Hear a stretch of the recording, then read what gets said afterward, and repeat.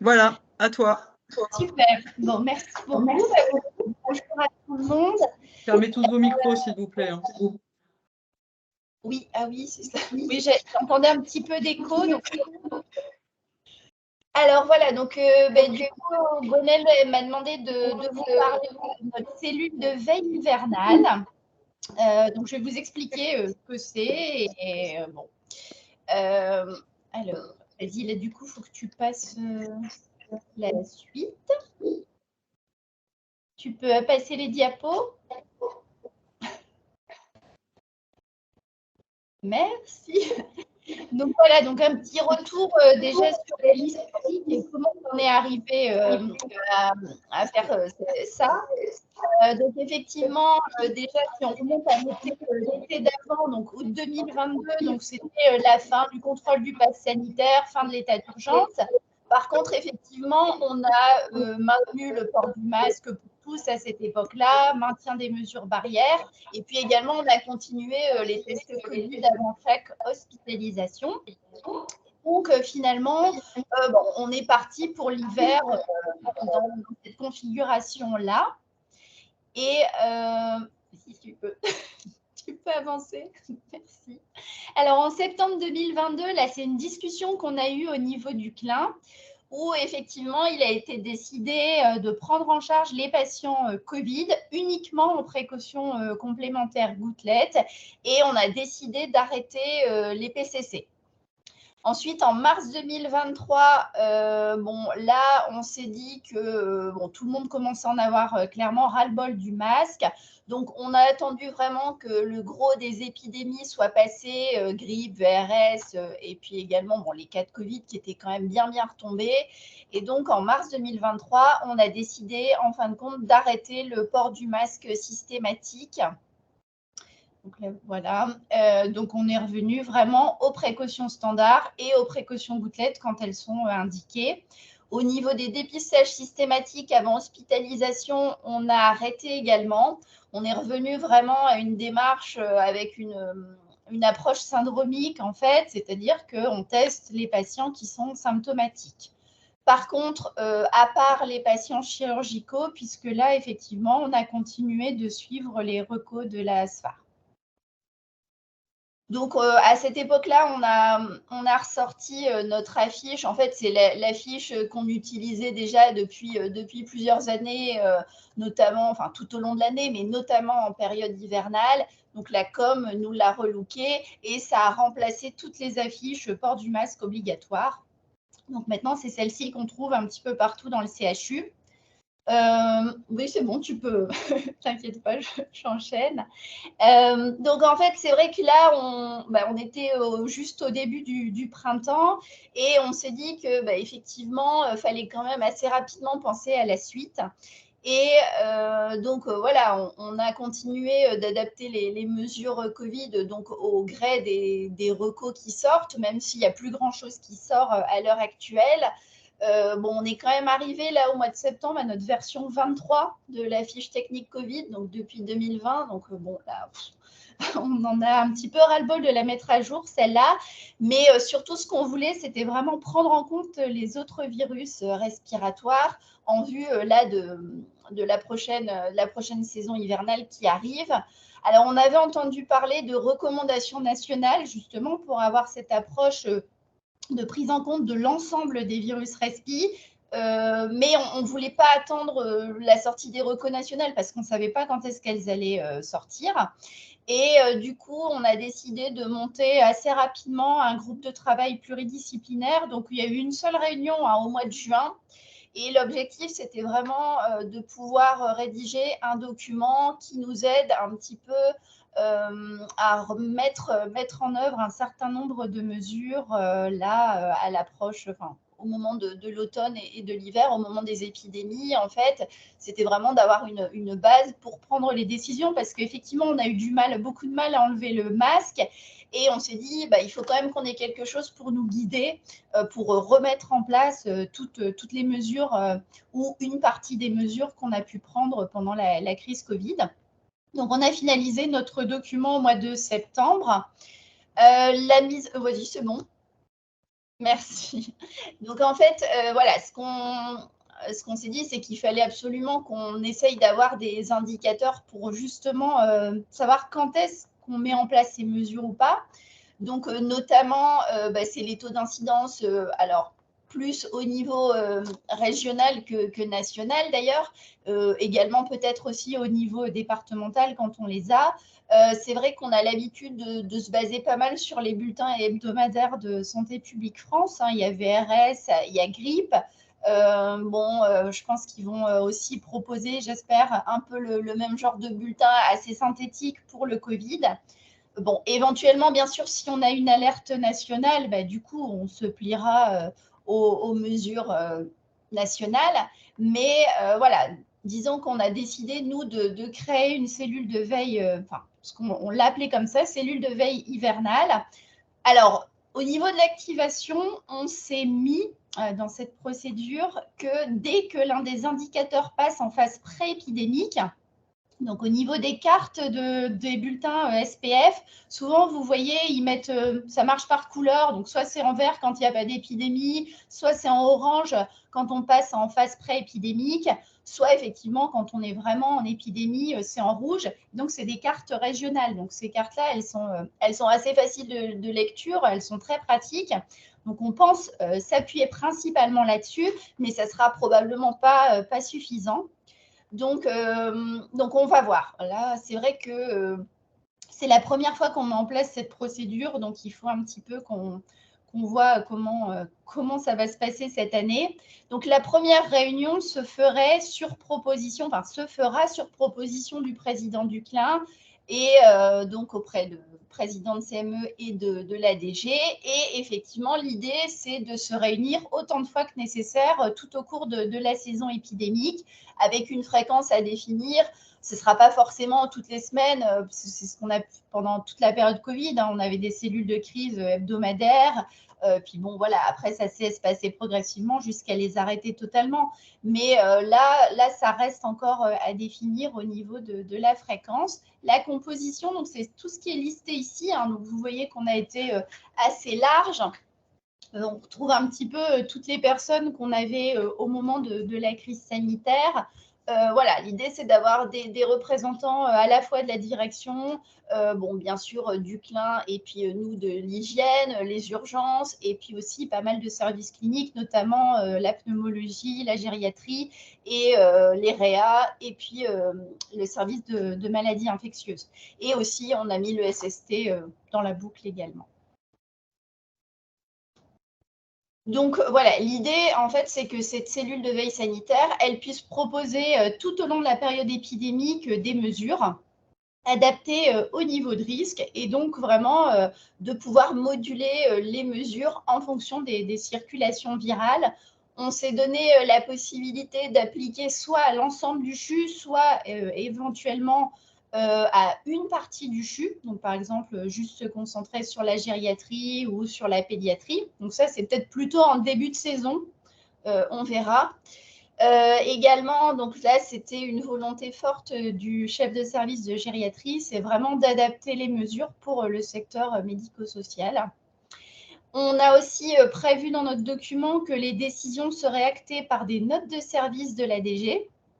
Donc voilà, à chaque fois qu'il y a la mise en place d'un certain nombre de mesures, c'est vraiment voilà, la note de DG qui entérine les décisions prises par la cellule de veille. Et également, bien sûr, en fin de période épidémique, il y aura également une note DG qui dira qu'on arrête. Voilà. Donc là, je ne vais pas rentrer dans le détail. Alors, pour ce petit tableau, donc c'est les principales mesures. On s'est grandement inspiré de celui qu'on trouve dans les recos SF2H sur le Covid, qu'on a adapté. On a repris cette notion de risque faible, risque modéré, risque élevé. Donc, c'est vraiment des grands principes. Voilà, on n'a rien inventé là-dessus. Donc là, il y a plus la partie patient-visiteur. Ensuite, vous avez, tu peux passer, je ne vais pas rentrer dans le détail. De toute façon, je pense que vous allez récupérer le diap, mais de toute manière, c'est vraiment les recos de la SF2H qu'on a adaptés. La protection des professionnels, Et enfin, donc voilà, juste voilà, les réunions, les repas. Bon, la vaccination, on n'a rien mis de particulier puisque de toute manière, on est sur des recos, que ce soit pour la grippe ou Covid, c'est recommandé, il n'y a rien d'obligatoire. Donc voilà, on a aussi inséré un petit tableau avec donc au niveau déjà pour tous les patients symptomatiques, de toute manière, c'est des prélèvements à visée diagnostique qui se font sur prescription médicale. Donc ça reste valable tout le temps. Et au niveau de la stratégie de dépistage, donc on a résumé, donc ça a été travaillé avec les urgences, avec le labo de Viro. Donc au niveau des urgences, on va avoir pour les urgences adultes des TROD grippe Covid, voilà, qui seront utilisés, donc pareil, en fonction des circulations virales. Au niveau des urgences pédiatriques, ils vont avoir des TROD grippe VRS Covid. Donc là, ils pourront faire les 3. Et pour les patients hospitalisés, de toute manière, il y a un accès assez facile aux tests PCR qui sont du coup techniqués au niveau du labo de Viro. Donc en fait, que ce soit pour les mesures ou pour la stratégie de dépistage, voilà, on s'est vraiment donné des pistes. En fait, l'idée, c'était d'avoir un petit peu, grâce à ce document, voilà, que ce soit un guide pour nous, mais on ne veut pas non plus s'enfermer. Voilà, on va vraiment s'adapter au fur et à mesure de l'évolution de la situation. Donc voilà, donc là, comme je le mets en conclusion, là, on est vraiment sur un document très théorique et il va falloir vraiment le tester là cet hiver, le mettre en œuvre. Je pense qu'une des petites faiblesses du document, c'est vraiment sur le choix des indicateurs. Bon, voilà, je ne sais pas si c'est suffisant ou pas. Je pense que ce qui serait bien quand même, c'est qu'on arrive à suivre un certain nombre d'indicateurs en interne.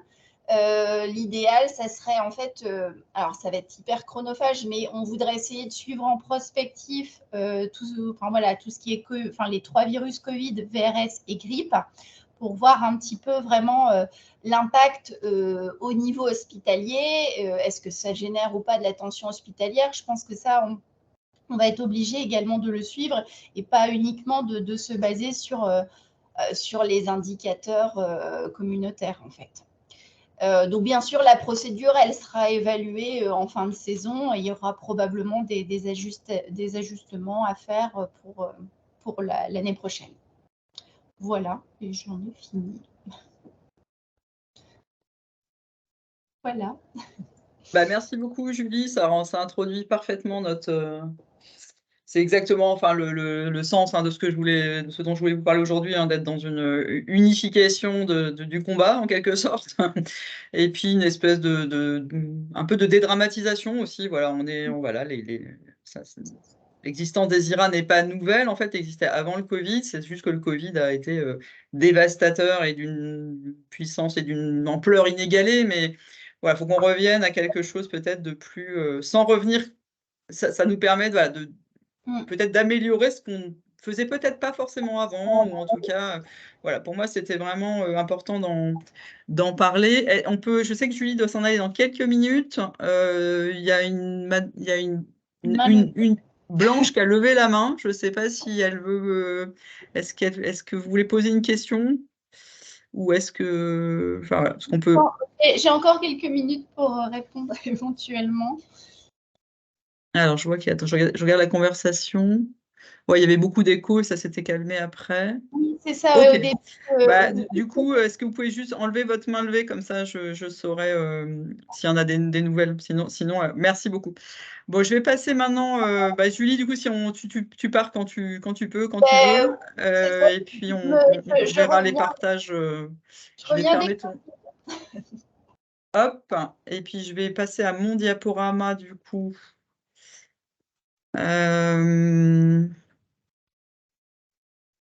Alors. Est-ce que vous le voyez bien? Et puis pareil que tout à l'heure, du coup, tout le monde coupe ses micros pour éviter les échos. Parce que du coup, je ne vois plus du tout le chat. Comme j'ai 2 écrans. Alors moi, ce que je voulais vraiment faire, c'est un point sur les IRA et qu'on essaye de sortir de notre... alors certains, ils sont déjà très bien arrivés, d'autres moins. Je sais que tout le monde n'a pas la même... voilà, ne s'approprie pas les choses de la même façon, mais il faut qu'on change de logiciel, en fait. Il faut qu'on sorte enfin, qu'on remette le Covid plutôt dans le risque épidémique hivernal, même s'il n'est pas qu'hivernal, on est bien d'accord, mais en tout cas dans le risque IRA.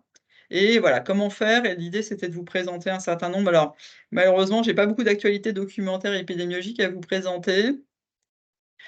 En épidémiologie, clairement, d'abord, elle est assez mal mesurée si on parle du Covid, parce qu'il y a très peu de tests par rapport au nombre de cas à l'extérieur. Et puis, vous savez très bien qu'en ville, on ne se fait pas des tests grippe non plus et VRS, hein, de toute façon. Donc, vous savez peut-être que les bulletins Santé publique France, dont a déjà parlé Julie, ils se basent sur d'autres données. Ils agrègent des données des urgences, des consultations pour infections respiratoires. Et voilà, et c'est un gros travail. C'est pour ça aussi qu'ils ne le font pas, qu'ils le font que sur une période donnée, parce que c'est un énorme travail pour SPF. Et par contre, ça ne veut pas dire qu'ils ne surveillent pas. Ils surveillent, mais ils ne mettent pas en ligne. Et donc là, ça va être de nouveau disponible cette semaine en principe, donc plutôt fin de semaine, je pense. N'hésitez pas à vous abonner si ce n'est pas le cas. C'est très pratique. Vous recevez le bulletin toutes les semaines. Vous avez les petites cartes en couleur dont a parlé Julie. Nous, on fera de la communication, mais pas toutes les semaines, hein. On va communiquer quand ça va démarrer, quand on va rentrer en pré-épidémie, mais je ne pense pas qu'on relaiera hebdomadairement, ça fait un peu beaucoup. Alors la situation est relativement préoccupante parce que ouais, vous entendez tous parler de Covid, même si pour le moment il n'y a pas, enfin préoccupante au sens où voilà, ça vient. Il n'y a pour l'instant pas trop de cas graves, hein, et de décès. Par contre, il est fort probable que la grippe va se pointer un peu plus tôt que d'habitude, enfin en tout cas, peut-être comme l'an dernier, c'est-à-dire tôt. En tout cas, elle était précoce dans l'hémisphère sud. Et puis, vous savez tous qu'il y a quand même pas une adhésion aux mesures très forte, et c'est le moins qu'on puisse dire en population générale. C'est-à-dire que le port du masque en cas de symptômes, ben, pour moi, c'est pas du tout passé, hein. Moi, je prends le bus tous les jours, personne ne porte de masque. Il y a une forte hésitation vaccinale aussi. Donc voilà, c'est pas non plus, on n'est pas inquiet, mais enfin voilà, on est en tout cas vigilant sur ce qui va se passer dans les semaines à venir. Vous entendez tous parler de Covid autour de vous. Moi, j'ai plein de copains qui l'ont eu. Enfin voilà, on a clairement des clusters. On a eu notre première épidémie de grippe officielle il y a déjà plusieurs semaines dans un établissement de la région, signalé sur ici. Je crois même que c'était la première de France. Bon, voilà, on espère que c'était juste un petit ça ne veut pas dire que tout va. Il n'y a pas eu de suite, il n'y a pas eu d'autres épidémies. Donc on croise les doigts pour que ce soit un peu retardé parce que la campagne de vaccination, c'est le 17 octobre, hein. Et puis j'ai discuté hier avec une virologue du CHU d'Amiens qui me disait qu'il y avait aussi pas mal de VRS et de rhinovirus, et un rhinovirus a priori assez agressif, enfin pas qui fait des bonnes voilà, des bonnes viroses. Ce qui va tout à fait dans le sens de dire, bah, en fait, peut-être la mesure la plus importante, même si c'est pas la seule, c'est de porter des masques, hein, quand on est symptomatique. Voilà, donc pour l'instant, voilà, je peux pas vous présenter des choses encore très précises, mais ça va venir. Alors en actualité documentaire, pareil, j'ai pas énormément de choses. Il y aura des liens, plus loin dans le diaporama. C'est surtout sur la vaccination et c'est surtout sur plutôt le secteur, EHPAD, enfin personnes âgées. Où il y a les gestes urgents qui concernent tout le monde. Il y a une fiche vaccination pratique en EHPAD du SLD qui fait une douzaine de pages, hein. Ça, c'est des documents ministériels. Et puis, ils ont remis à jour, alors pour moi, ils ont mis à jour que la date sur le tout petit, le petit document qui fait une seule page, vaccination en cas de cluster. À ma connaissance, ils n'ont rien changé. Enfin, j'ai pas l'impression qu'ils aient changé leur proposition. Mais j'ai pas pris le temps de regarder les anciens. Mais pour moi, il n'y a pas de nouveauté, c'est juste qu'ils ont remis à la date là d'hier ou avant-hier.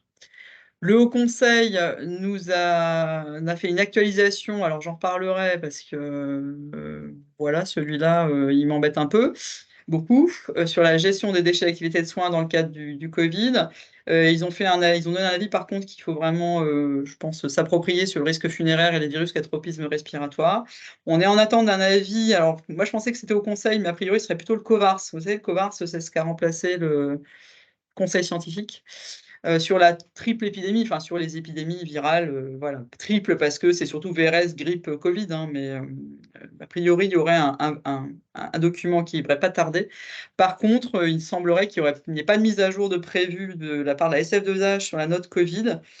Et on est toujours en attente d'une mise à jour, vous savez, des recours et gouttelettes pour ceux qui ont pu aller à la SF2H. Hein, il y a un document, et je crois qu'il est assez discuté. Donc voilà, pour le moment, il faut qu'on fasse sans tout ça.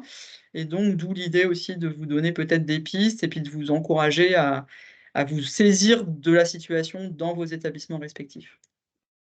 Alors, le sujet probablement le plus important et aussi un peu le sujet qui fâche parce que c'est compliqué.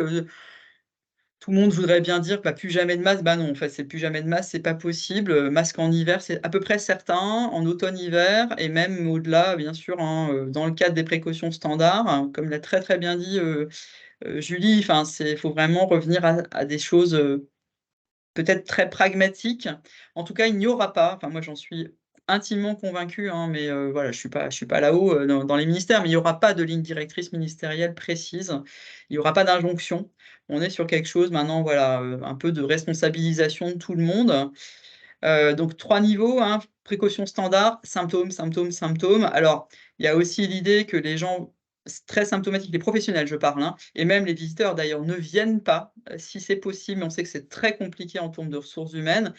Par contre, vis-à-vis des visiteurs, effectivement, ben, ça c'est je sais pas, c'est il faudrait éduquer toute la population, mais quand on a des gros symptômes, alors quand on a vraiment des gros symptômes, on reste dans son lit, mais si on a des symptômes, si on peut éviter de venir visiter, son grand-père, sa grand-mère, sa maman et cetera, c'est mieux.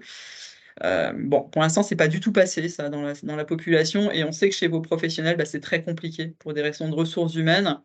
Mais voilà, en tout cas, si on vient et qu'on a des symptômes, c'est vraiment port de masque et ne pas oublier que le port de masque, c'est aussi penser que quand je l'enlève et ben, je fais attention à mes collègues, donc je mange pas avec mes collègues et cetera. Je vous dis ça parce que même nous, on s'est fait avoir ici dans l'équipe, hein. C'est pas parce que c'est pas le covid que faut le filer à ses collègues et il y a pas de frontière en fait, hein. On est tous, quand on est porteur de virus respiratoires, ben, on va les transmettre, comme n'importe qui en fait, hein. C'est pas parce qu'on est professionnel qu'on échappe à ça. Deuxième niveau, face à un cluster débutant, et bien évidemment, il peut être vraiment, très utile et faut être très réactif.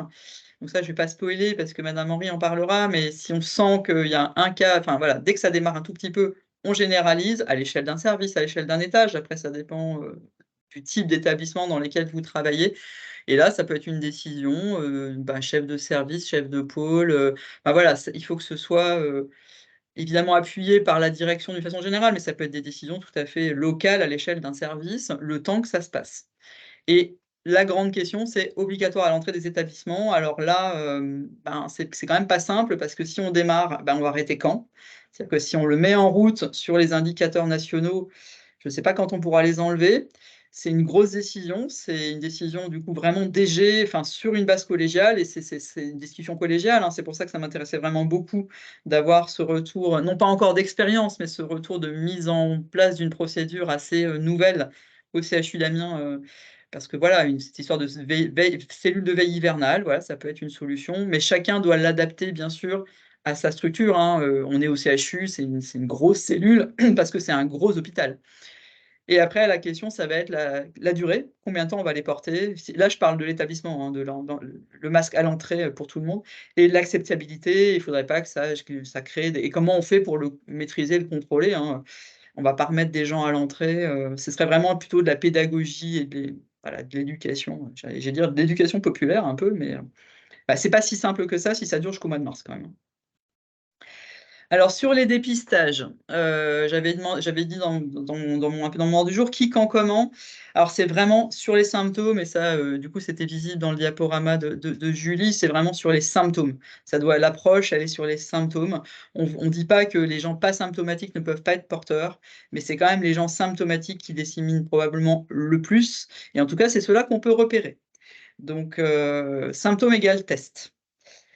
Pour le bloc opératoire, il y a des recos phares. Je vous ai remis en bas le lien, vous savez, de l'avis, qui est à la fois, je ne sais plus, médecine d'urgence, SPHAR, SF2H, SPIL, enfin l'avis collectif là sur, qui on dépiste, comment et cetera et celui-là doit servir vraiment de base. Et bien sûr, la stratégie peut être modifiée. Si vous avez vraiment à un moment donné une grosse pression épidémique, bon, voilà, il peut y avoir des différences, mais en tout cas, c'est les symptômes. Les symptômes, les symptômes, les symptômes, et les symptômes, ça doit déclencher les tests et ça doit aussi déclencher les mesures.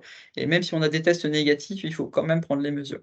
Alors, hier, je discutais avec Catherine François, qui est virologue ici au CHU, sur la question de la fiabilité des tests. Elle me disait que probablement, assez souvent, en particulier les tags, les tests antigéniques, sont faits trop tôt. Alors, il faut pas trop tard non plus, hein. Mais en fait, s'il n'y a pas de symptômes un peu francs d'IRA, bah, peut-être que on est trop tôt et que du coup, il est négatif. Il est faux négatif. Donc, voilà, peut-être que il faut être rapide, mais peut-être pas trop quand même. Donc ça, c'est après, il y a pas de règle absolue, hein. Et si le test antigénique est négatif et qu'il y a vraiment des symptômes francs, bah, ça peut être pas mal, surtout en ce moment où il n'y a pas encore de grippe, de faire la PCR Covid, si vous l'avez à disposition, bien sûr. Tout ça, c'est en fonction de vos ressources en local, hein. J'entends bien que tout le monde n'a pas forcément la même possibilité de s'organiser en interne. Alors, on fait comment? Bah, soit un TAC, soit une PCR. Ça, il faut vraiment que ce soit réfléchi. Le plus important, et ça, Catherine François me le reconfirme hier, c'est la qualité du prélèvement, au-delà de la qualité du test, enfin de l'insensibilité du test, c'est la qualité du prélèvement, et en particulier la qualité du test enfin du dépistage, du prélèvement nasopharyngé. Et ça reste quand même ça, un peu le gold standard. Si on fait un bon nasopharyngé, qu'on fasse un TAG ou une PCR, on a de bien meilleures chances d'avoir un résultat positif si tant est que le patient soit porteur de ce virus. Et après, donc, si possible, si vous avez accès, si vous avez les moyens, si voilà, il y a des tags doubles, voire même triples, et ça peut être particulièrement intéressant aux urgences ou en EHPAD. Je crois que ici aux urgences, ils ont un test antigénique double, donc grippe Covid. Et puis ils ont des tags particuliers aux urgences pédiatriques. Et en EHPAD, ça peut être bien d'avoir le triple test antigénique. Vous savez que la grande qualité du tag, c'est sa rapidité, évidemment. Alors c'est toujours moins sensible qu'une PCR. Vous n'aurez jamais la même sensibilité qu'avec une PCR. Et après, bah, si vous avez des moyens, évidemment, enfin les moyens voilà, techniques, etc., la PCR quadriplex parce que grippe A, grippe B, VRS Covid. Sachant que de toute façon, il y a d'autres virus, hein, et que les gens peuvent être négatifs à tout ça et avoir quand même une IRA contagieuse, hein. Faut pas oublier qu'il y a plein d'autres virus qui circulent et qui font peut-être pas les mêmes dégâts, mais qui vont être tout aussi contagieux. Et donc, bon, bah, c'est ce que je disais, la PCR c'est plus sensible, le TROD c'est plus rapide. Donc, enfin, le TROD, le tag, c'est plus rapide. Donc, voilà, il faut voir un peu, faire la part des choses. Ça peut être quand même très bien d'avoir des tests plus rapides, même s'ils sont moins sensibles, parce que ça va permettre de réagir plus vite. Et puis, de toute façon, ça n'empêche pas que les symptômes doivent entraîner des mesures et que même si le test est négatif. Alors, déchets, je vais faire un tout petit peu de provoque. Vous êtes plutôt SF2H ou au conseil? La note de la SF2H du 18 mai, qui est la version la plus récente, disait que tout déchet allait dans la. Enfin, voilà, c'était procédure habituelle de tri, hein, DASRI. Enfin, faut être comme d'habitude, hein, que le patient soit Covid, grippe ou quoi que ce soit. C'était la note Covid, mais voilà, si votre patient il a une IRA, le tri des déchets, il est comme pour n'importe quel patient. Et puis bah, là, il nous est tombé dessus un avis du Haut Conseil assez récent qui, moi, m'embête énormément puisqu'il reparle de DASRI pour les déchets. Alors, je vous ai mis un court extrait d'éliminer les déchets provenant du foyer infectieux fortement imprégné de sécrétion dans des emballages homologués selon la filière DASRI. Alors, quand j'ai lu ça, je vous avoue que je suis quand même un poil tombé de ma chaise. Voilà, parce que voilà, une fois de plus, on se retrouve quand même en équilibre. Et si comme un dessin vaut mieux qu'un long discours, si vous voulez savoir ce que j'en pense, pour les moins jeunes d'entre nous, bah, c'est pas GLOP, quoi. Enfin, moi, voilà. Donc, note SF2H, clairement. Nous, on relaiera la note SF2H et pas la vidéo conseil, qui nous semble très surprenant. D'autant plus surprenant qu'à côté de ça, le même Haut Conseil, alors probablement pas les mêmes personnes, hein, nous ont sorti un avis du coup très utile sur le risque funéraire et le virus introspiasme respiratoire qui sort le Covid des virus émergents. Et vous savez peut-être hein, que en fait, le fonctionnement des autorités sanitaires, des gens qui s'occupent de risque émergent égale forcément DASRI. Enfin, ça, vous aurez toujours ça, même si vous dites oui, mais ce virus-là, c'est un virus qui ressemble à, etc. Parce qu'on se disait Covid, bah, c'est un coronavirus, pourquoi mettre des DASRI? Si c'est du risque émergent, c'est forcément DASRI. C'est une règle en REB. Donc ça, c'est comme ça. Il faut aussi que nous, on prenne conscience de ça. Et donc là, le virus du Covid est sorti du risque émergent, n'est plus considéré comme un risque émergent, comme un virus émergent, donc on repasse à quelque chose de normal. Et donc, voilà. Et ça, cette phrase-là, bah, vous pouvez vraiment vous l'approprier. Le Haut Conseil considère qu'il n'est plus justifié de maintenir les précautions spécifiques qu'il avait préconisées dans ses avis précédents pour les pratiques et les rites funéraires sur le corps, etc., etc. Donc, pour moi, ça me semblait logique que du coup, sur les déchets, ce soit pareil. Bon, voilà, on était un petit peu déstabilisés par l'avis sur les déchets, mais par contre, l'avis sur les risques funéraires, vraiment, Covid ou pas Covid, ben, on fait rien de plus qu'un patient qui aurait une grippe ou, enfin voilà, c'est un risque infectieux qui n'entraîne pas de mesures particulières. Et si vous voulez avoir des notions sur les infections qui entraînent des choses particulières, il y a un avis beaucoup plus ancien du Haut Conseil, pardon, qui donne la liste des pathologies vraiment qui doivent entraîner des choses très spécifiques. Donc là, bah, on est content. La vaccination, là, du coup, il y a des documents très récents qui ont été mis en ligne hier sur le site du REPIAS, hein, sur la base documentaire, où le DGS urgent est un petit peu plus ancien que ça. Enfin, il a quelques jours. Donc ça, bah, lisez-le attentivement, parce qu'il donne quand même vraiment la conduite à tenir, enfin, la ligne directrice, hein, du ministère sur la campagne de vaccination. Là, on parle bien du Covid. Les 3 documents, d'ailleurs, sont quand même sur Covid. Ils ont donc remis à jour, enfin, ils ont remis la date récente sur ce fameux petit document qui vous dit la procédure en cas de cluster au sein d'un établissement médico-social de vaccination Covid-19. Et enfin, ils sont sortis une petite procédure, enfin un petit texte de 12 pages sur l'organisation de la vaccination contre le Covid en EHPAD et en USLD. Il y a un avis du COVARS, je vous avoue, je n'ai pas eu le temps de le lire, qui date du 15 septembre, sur la vaccination anti-Covid, qui est une première réponse à une saisine du ministère, où il y a une deuxième partie qui est attendue, c'est une saisine IRA, et c'est pour ça que je pense il y a un document qui va sortir bientôt, mais je ne pourrais pas vous dire quand. Et donc là, il y a l'avis du COVARS sur la vaccination, qui est intéressant, hein, si vous avez l'occasion de le lire, ça donne un peu la base scientifique des décisions de nos dirigeants, donc c'est toujours intéressant d'aller regarder. Et puis l'ARS a mis, du coup là on passe sur la grippe, a mis à jour sa page sur la vaccination antigrippale. Vous aurez tous les liens, enfin tous les liens sont dans les documents, dans le PowerPoint, hein, donc vous les aurez, puis vous pouvez les retrouver aussi par ailleurs. Alors, ce qui est important, à mon sens, hein, quand même, la phrase importante probablement dans ces différents documents ministériels, c'est qu'on ne parle plus de primo-vaccination, enfin, on ne tient plus compte des antécédents vaccinaux Covid des personnes. En fait, qu'ils aient été vaccinés, primo-vaccinés, pas vaccinés, on propose une vaccination Covid. Donc, vous savez que c'est à partir de 6 mois après la dernière infection ou la dernière injection, pour toutes les populations à risque, dont les professions. En fait, ils considèrent que l'entourage des gens fragiles fait partie de cette reco, et donc dont nous-mêmes, hein, les professionnels de santé. Et donc, une seule injection est à effectuer. Il y a plus de détails dans les documents, mais je vais passer, enfin voilà, je vais pas passer trop de temps à parler de ça. Et puis, il faut aller vraiment les lire, ces documents. Alors, vous savez que la campagne de vaccination Covid a été avancée de 2 semaines, elle a déjà démarré. Et par contre, la grippe, c'est le 17. Et vous avez toujours la possibilité, en particulier dans les lieux comme les EHPAD, de coupler les 2 vaccinations. L'avis de la HAS allait dans ce sens-là. Voilà, donc après, est-ce qu'on profite des 15 jours qui viennent pour faire de la vaccination Covid à fond, ou on attend le 17 pour démarrer tout en même temps? Ça, c'est des questions d'organisation. Clairement, dans les EHPAD, nous, ce qui est ressorti des contacts qu'on a, c'est que ils vont plutôt faire la double campagne tout en même temps, parce que c'est quand même beaucoup plus simple en termes d'organisation. Voilà, enfin, je vous apprends rien, hein, mais j'en ai pas parlé, mais il y a toutes les autres mesures, bien sûr, hein, toujours. Entretien des locaux, désinfection des mains. La distanciation, probablement le point le plus de vigilance, le plus important, c'est pour les professionnels, bah, chaque fois qu'on enlève nos masques, en fait, et c'est ça qui va possiblement générer quand même des contaminations entre professionnels de santé. On n'oublie pas d'aérer et de ventiler, c'est un point majeur. Et puis, bien sûr, hein, on ne se prive pas des FFP2 et des lunettes de protection dans les cas où c'est recommandé. Je ne voulais pas du tout aller sur les précautions de gouttelettes, les gestes à risque d'aérosolisation, ce n'était pas l'objet du webinaire, mais ça reste bien sûr valable, hein, pour tous les virus, en fait. Hein, il faut se rappeler que le masque FFP2 en cas de geste à risque d'aérosolisation, c'est pas du tout une découverte, enfin, une reco qui date du Covid, ça datait déjà de 2011 pour la grippe. En cas de geste à risque, il faut se protéger plus efficacement parce qu'il y a plus d'aérosols, tout simplement.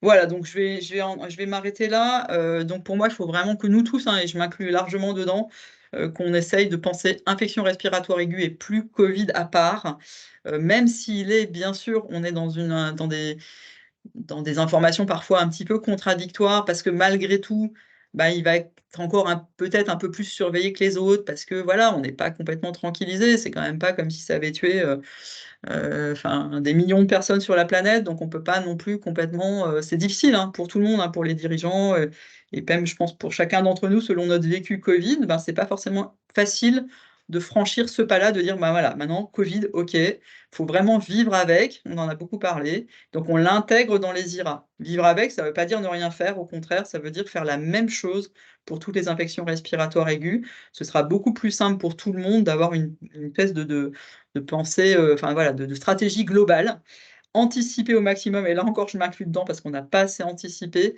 En gros, si vous voulez pouvoir être prêt en septembre-octobre, bah, en fait, il faut s'en occuper en juin, ou y travailler pendant l'été, mais c'est clair qu'il faut qu'à la rentrée, ce soit déjà prêt, ou sur le point d'être validé, sinon après, on risque d'être pris de court. Et nous, on a clairement été pris un peu de court parce qu'on attendait, et Julie l'a très bien dit, hein, on attendait des documents nationaux, sauf qu'ils ne sont pas venus. Et en fait, on n'aurait pas dû les attendre. Voilà. Donc, stratégie commune, bah, ça a vraiment du sens. C'est les mêmes symptômes, c'est les mêmes populations à risque de forme grave. Hein, c'est exactement les mêmes cibles. Enfin, pour la vaccination, pour les mesures de prévention, c'est les mêmes populations qui vont faire les formes graves. C'est les mêmes mesures de prévention. Il faut vraiment essayer de communiquer, être dans quelque chose de voilà, on sait que c'est compliqué. Essayer d'être dans la bienveillance et essayer de prendre ça avec le plus de sérénité possible, parce que de toute façon, ça va nous arriver tous les ans. Et donc, il faut qu'on se responsabilise tous sur le port de masque, même si la population ne le fait pas, c'est agaçant, mais nous, on n'est pas la population générale, on est professionnels de santé, donc on a une responsabilité supérieure. En tout cas, moi, c'est vraiment ma conviction. Et donc, nous, au CEPIAS, pour l'instant, on s'engage sur la rédaction d'un document synthétique prévention IRA pour le médico-social. Pour le sanitaire, je ne sais pas encore ce qu'on va vous proposer, mais c'est un peu plus délicat parce que vous avez vos propres procédures et que de toute façon, voilà, peut-être à vous de nous dire de quoi vous auriez besoin pour qu'on soit efficace en fait, hein, parce que vous le savez peut-être, je suis désormais seule, médicalement parlant, au CEPIAS. Donc voilà, il faut aussi que je rentabilise au maximum mon temps. Et voilà, j'ai une équipe très, très, très dynamique avec moi, mais je suis quand même le seul médecin. Et puis, on voulait vous proposer, mais je ne peux pas vous donner du tout de délai, parce que ça ne dépend pas de moi, ça dépend des ressources infectiologues pour le coup du CRATB, qui est coordonné par Karine Faure à Lille, proposer un webinaire plus médical, plus sur les vaccins, les traitements, enfin voilà, plus en sortant des mesures de prévention, en étant plus sur le traitement des infections ou la prévention vaccinale. Donc si ça vous intéresse, n'hésitez pas à nous le faire savoir, je le ferai remonter à Karine et on essaiera, dans quel délai, je ne sais pas, mais de vous faire ça, un webinaire mixte en fait, un CEPIAS CRATB. Voilà, merci beaucoup. Alors justement, Gwenaëlle, il y a une question dans le chat. Oui. Donc, quel délai entre le vaccin Covid et vaccin grippe si la vaccination ne peut pas être faite en même temps? Pas de délai à mon sens. Enfin, j'ai pas relu les textes, mais pour moi, il n'y a pas de délai. En fait, ce qui compte, c'est que la personne ne soit pas symptomatique, parce que bah, vous faites pas, bah, voilà, on vaccine pas les gens qui ont une infection respiratoire ou une infection tout court. Hein, s'ils sont pas très bien, c'est pas le moment. Donc là, le fameux petit texte sur la vaccination Covid au sein des clusters recommande du coup de faire un test, s'il y a un cluster en cours, hein, de faire des tests à tout le monde avant de faire les vaccins. Je vous parle que du Covid, hein. Et par contre, si vous décalez effectivement grippe Covid, ben, il n'y a pas de délai qui est précisé. Si c'est très rapproché, autant faire tout en même temps parce que du coup, en fait, la question, c'est les effets indésirables des 2 vaccins, hein. C'est sûr que moi, je l'ai fait l'an dernier et oui, bah, voilà, si vous avez une petite secousse immunitaire. Après, moi, je préfère avoir une seule secousse immunitaire que 2 à 15 jours d'intervalle. Et de toute façon, vous n'allez pas pouvoir décaler plus, parce que en fait, c'est urgent, quoi. C'est-à-dire que là, alors ça dépend de la date de dernière vaccination Covid. de vos résidents, par exemple, si on parle des EHPAD, puisqu'on dit que c'est à partir de 6 mois, enfin, c'est au moins 6 mois. Donc, si les gens ont été vaccinés très tard, si la vaccination de printemps a plutôt eu lieu en été, bah, ça veut dire que votre vaccination Covid, du coup, elle pourrait être en décembre, par exemple. Ça dépend vraiment ça peut dépendre de ça. Mais s'ils ont été vaccinés il y a plus de 6 mois déjà, là, maintenant, bah, moi, éventuellement, sauf cas très particulier, en fait, honnêtement, moi, j'attendrai le 17 octobre pour tout faire en même temps. Je trouve que c'est plus simple. Mais il faut l'acceptabilité et effectivement, vous avez un peu plus, enfin, vous avez fait des effets indésirables, enfin, des effets secondaires. D'abord, c'est dans les 2 bras. Donc effectivement, ça fait voilà, vous avez 2 bras un peu ankylosés. Bon, voilà, mais moi, honnêtement, en tout cas pour moi, je préfère avoir tout en même temps parce que de toute façon, il faut le faire là et vous allez pas pouvoir décaler beaucoup. Donc soit vous allez avoir les effets secondaires 2 fois à 1 semaine ou 15 jours d'intervalle, soit vous faites tout en même temps. Bah, ça va peut-être être un tout petit peu plus, un peu plus costaud, mais finalement, enfin, moi, je préférais le faire tout d'un coup. Voilà. Je sais pas s'il y a d'autres. Vous pouvez même prendre le micro hein, si vous voulez lever la main et puis prenez le micro si vous le souhaitez. Est-ce qu'il y a d'autres questions sur ce que j'ai présenté? Est-ce que vous avez voilà, enfin, moi, je serais vraiment intéressée de savoir, en tout cas, je parle pour le côté sanitaire, hein, parce que je sais que vous êtes tous, en fait, en général, vous avez les deux. Vous avez de l'EHPAD également. Mais je serais vraiment intéressée par de quoi vous avez besoin, en fait. Qu'est-ce qu'on peut faire en sanitaire pour vous accompagner du mieux possible. Je crois qu'il y a une main levée, ça doit être Dunkerque. Vous pouvez prendre le micro si vous... J'ai pas coupé les micros normalement, donc vous pouvez rallumer votre micro ou alors poser la question au chat comme vous voulez.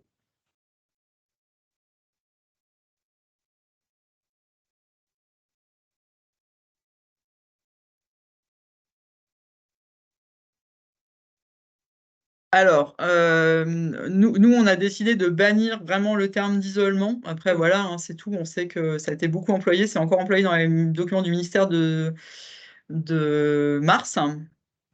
Donc moi, mon souhait, en tout cas, nous, notre discours, ce sera ça. Alors, ça peut nous échapper de temps en temps, hein, mais voilà, c'est de bannir les termes isolement, confinement, et d'être vraiment, alors, en sanitaire sur les mesures de précaution complémentaires. Et là, il y aura une discussion, effectivement, précaution complémentaire, gouttelette, contact, pas contact, parce que, on va en reparler, hein, mais euh, probablement que les contacts, elles ne servent pas.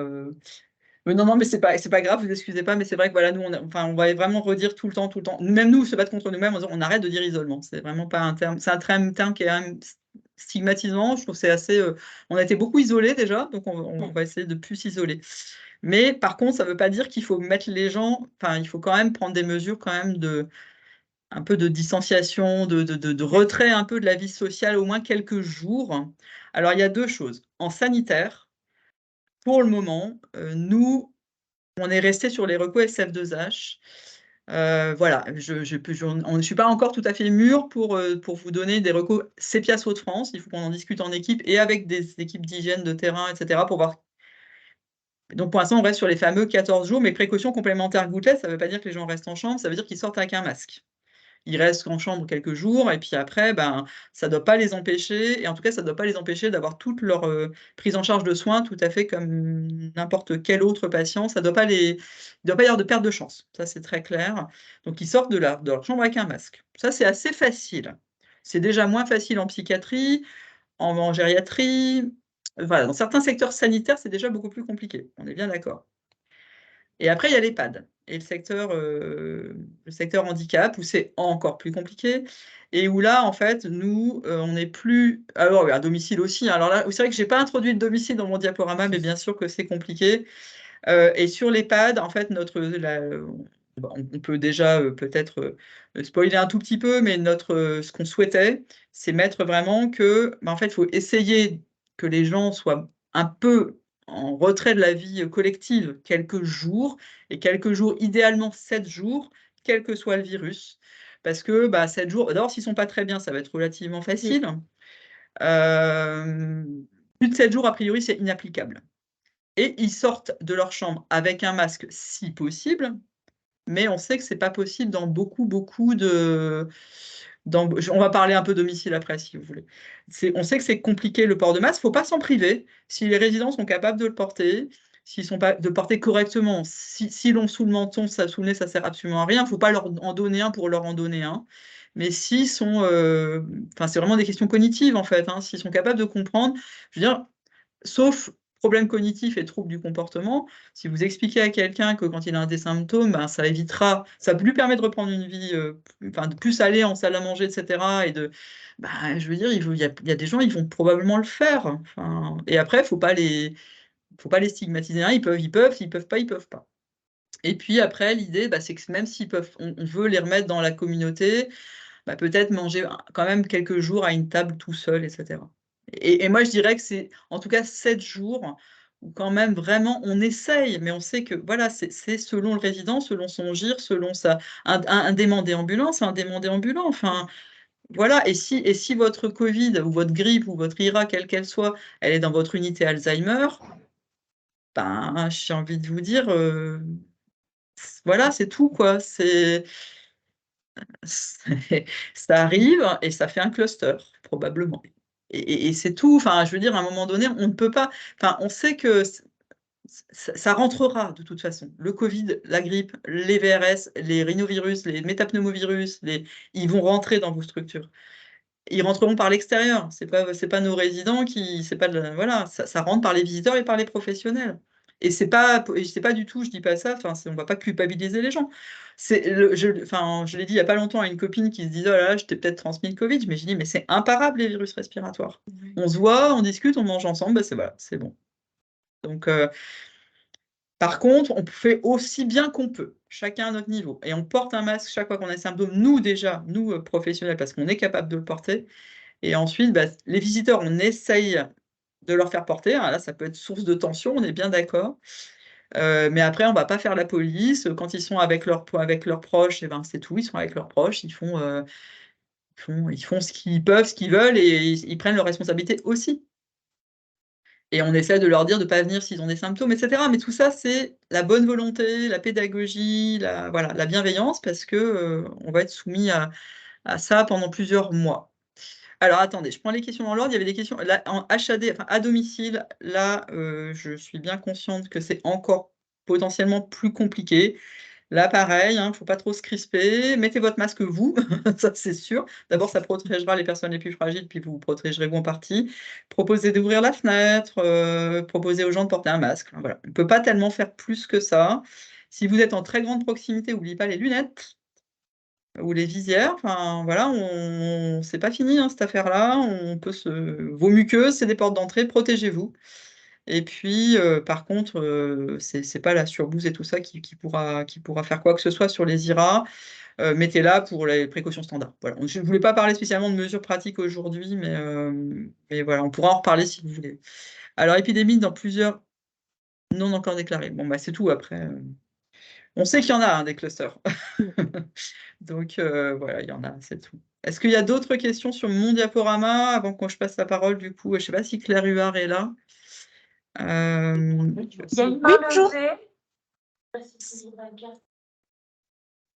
Tu es là, Claire? Oui. Ouais, super. Bon. Bah, s'il n'y a pas d'autres questions, après, on pourra encore échanger encore après. Il est bientôt 11h. Donc, je vais passer peut-être la parole à Céline Henry. Comme ça fait bien le lien sur cette histoire de masque. Sooner is better, on va dire. Du coup, je vais retrouver votre diaporama à vous. Hop. Et puis, alors, est-ce qu'il est là? Ouais, il est là. Partager. Fenêtre.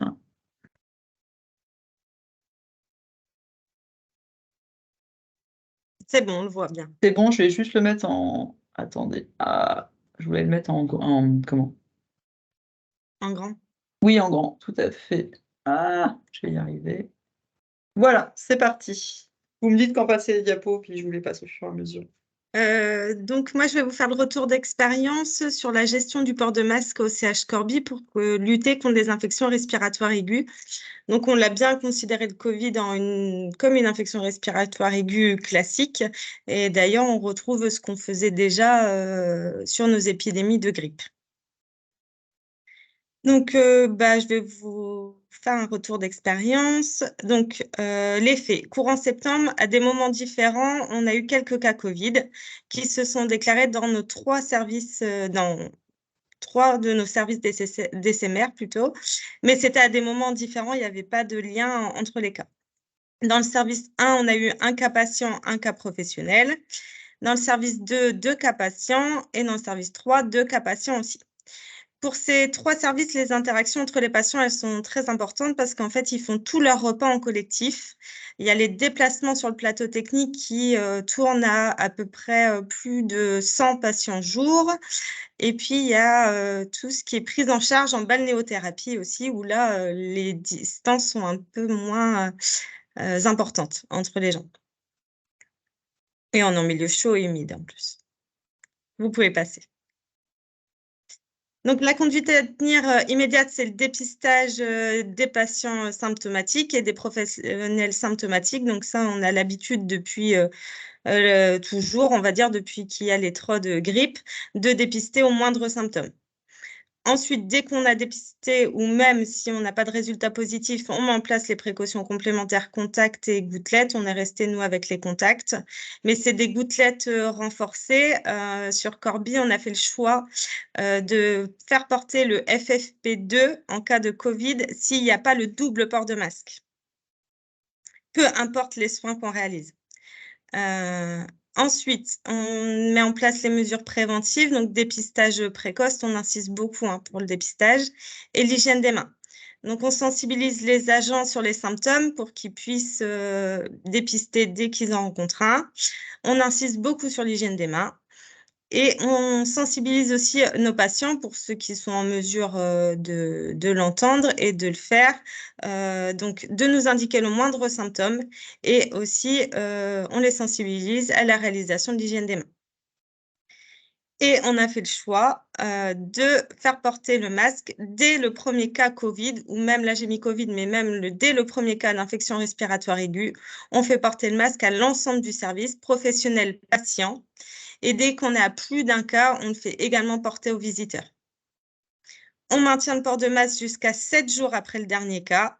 Et après, on le retire une fois qu'on n'a pas eu de nouveaux cas déclarés. Nous, on a le soutien total de notre directeur, donc on a de la chance sur l'application des mesures. Donc, ça aide aussi. Et puis, elle nous fait aussi la pub en F3 SCT et dans toutes les instances où elle parle. Donc, notre résultat, suite à notre prise en charge dans le service 1, on a eu un cas secondaire. Dans le service 2, on a eu un cas secondaire. Et dans le service 3, on a eu 2 cas secondaires chez un patient et un professionnel. Un professionnel rééducateur qui avait pris en charge le patient Covid sans masque du coup au départ, parce qu'on ne savait pas qu'il était Covid. À J7, après le début du port de masque, on n'a pas eu d'autres cas déclarés. On a fait une grosse campagne de sensibilisation sur le port de masque dans nos services, donc une campagne orale. Je suis passée dans chaque service faire une info orale et on a remis une affiche. Donc, c'est protégeons-nous contre les infections respiratoires, donc Covid, grippe, bronchiolite. Donc, on a rappelé quand le port de masque était obligatoire et on a rappelé quand le port de masque était fortement recommandé. Et puis, en dessous, on a rappelé les gestes barrières essentiels, donc l'hygiène des mains, l'aération et le dépistage précoce. Voilà pour le retour pour Corby. Merci beaucoup. Est-ce qu'il y a des questions, des réactions suite à cette présentation de Madame Henry?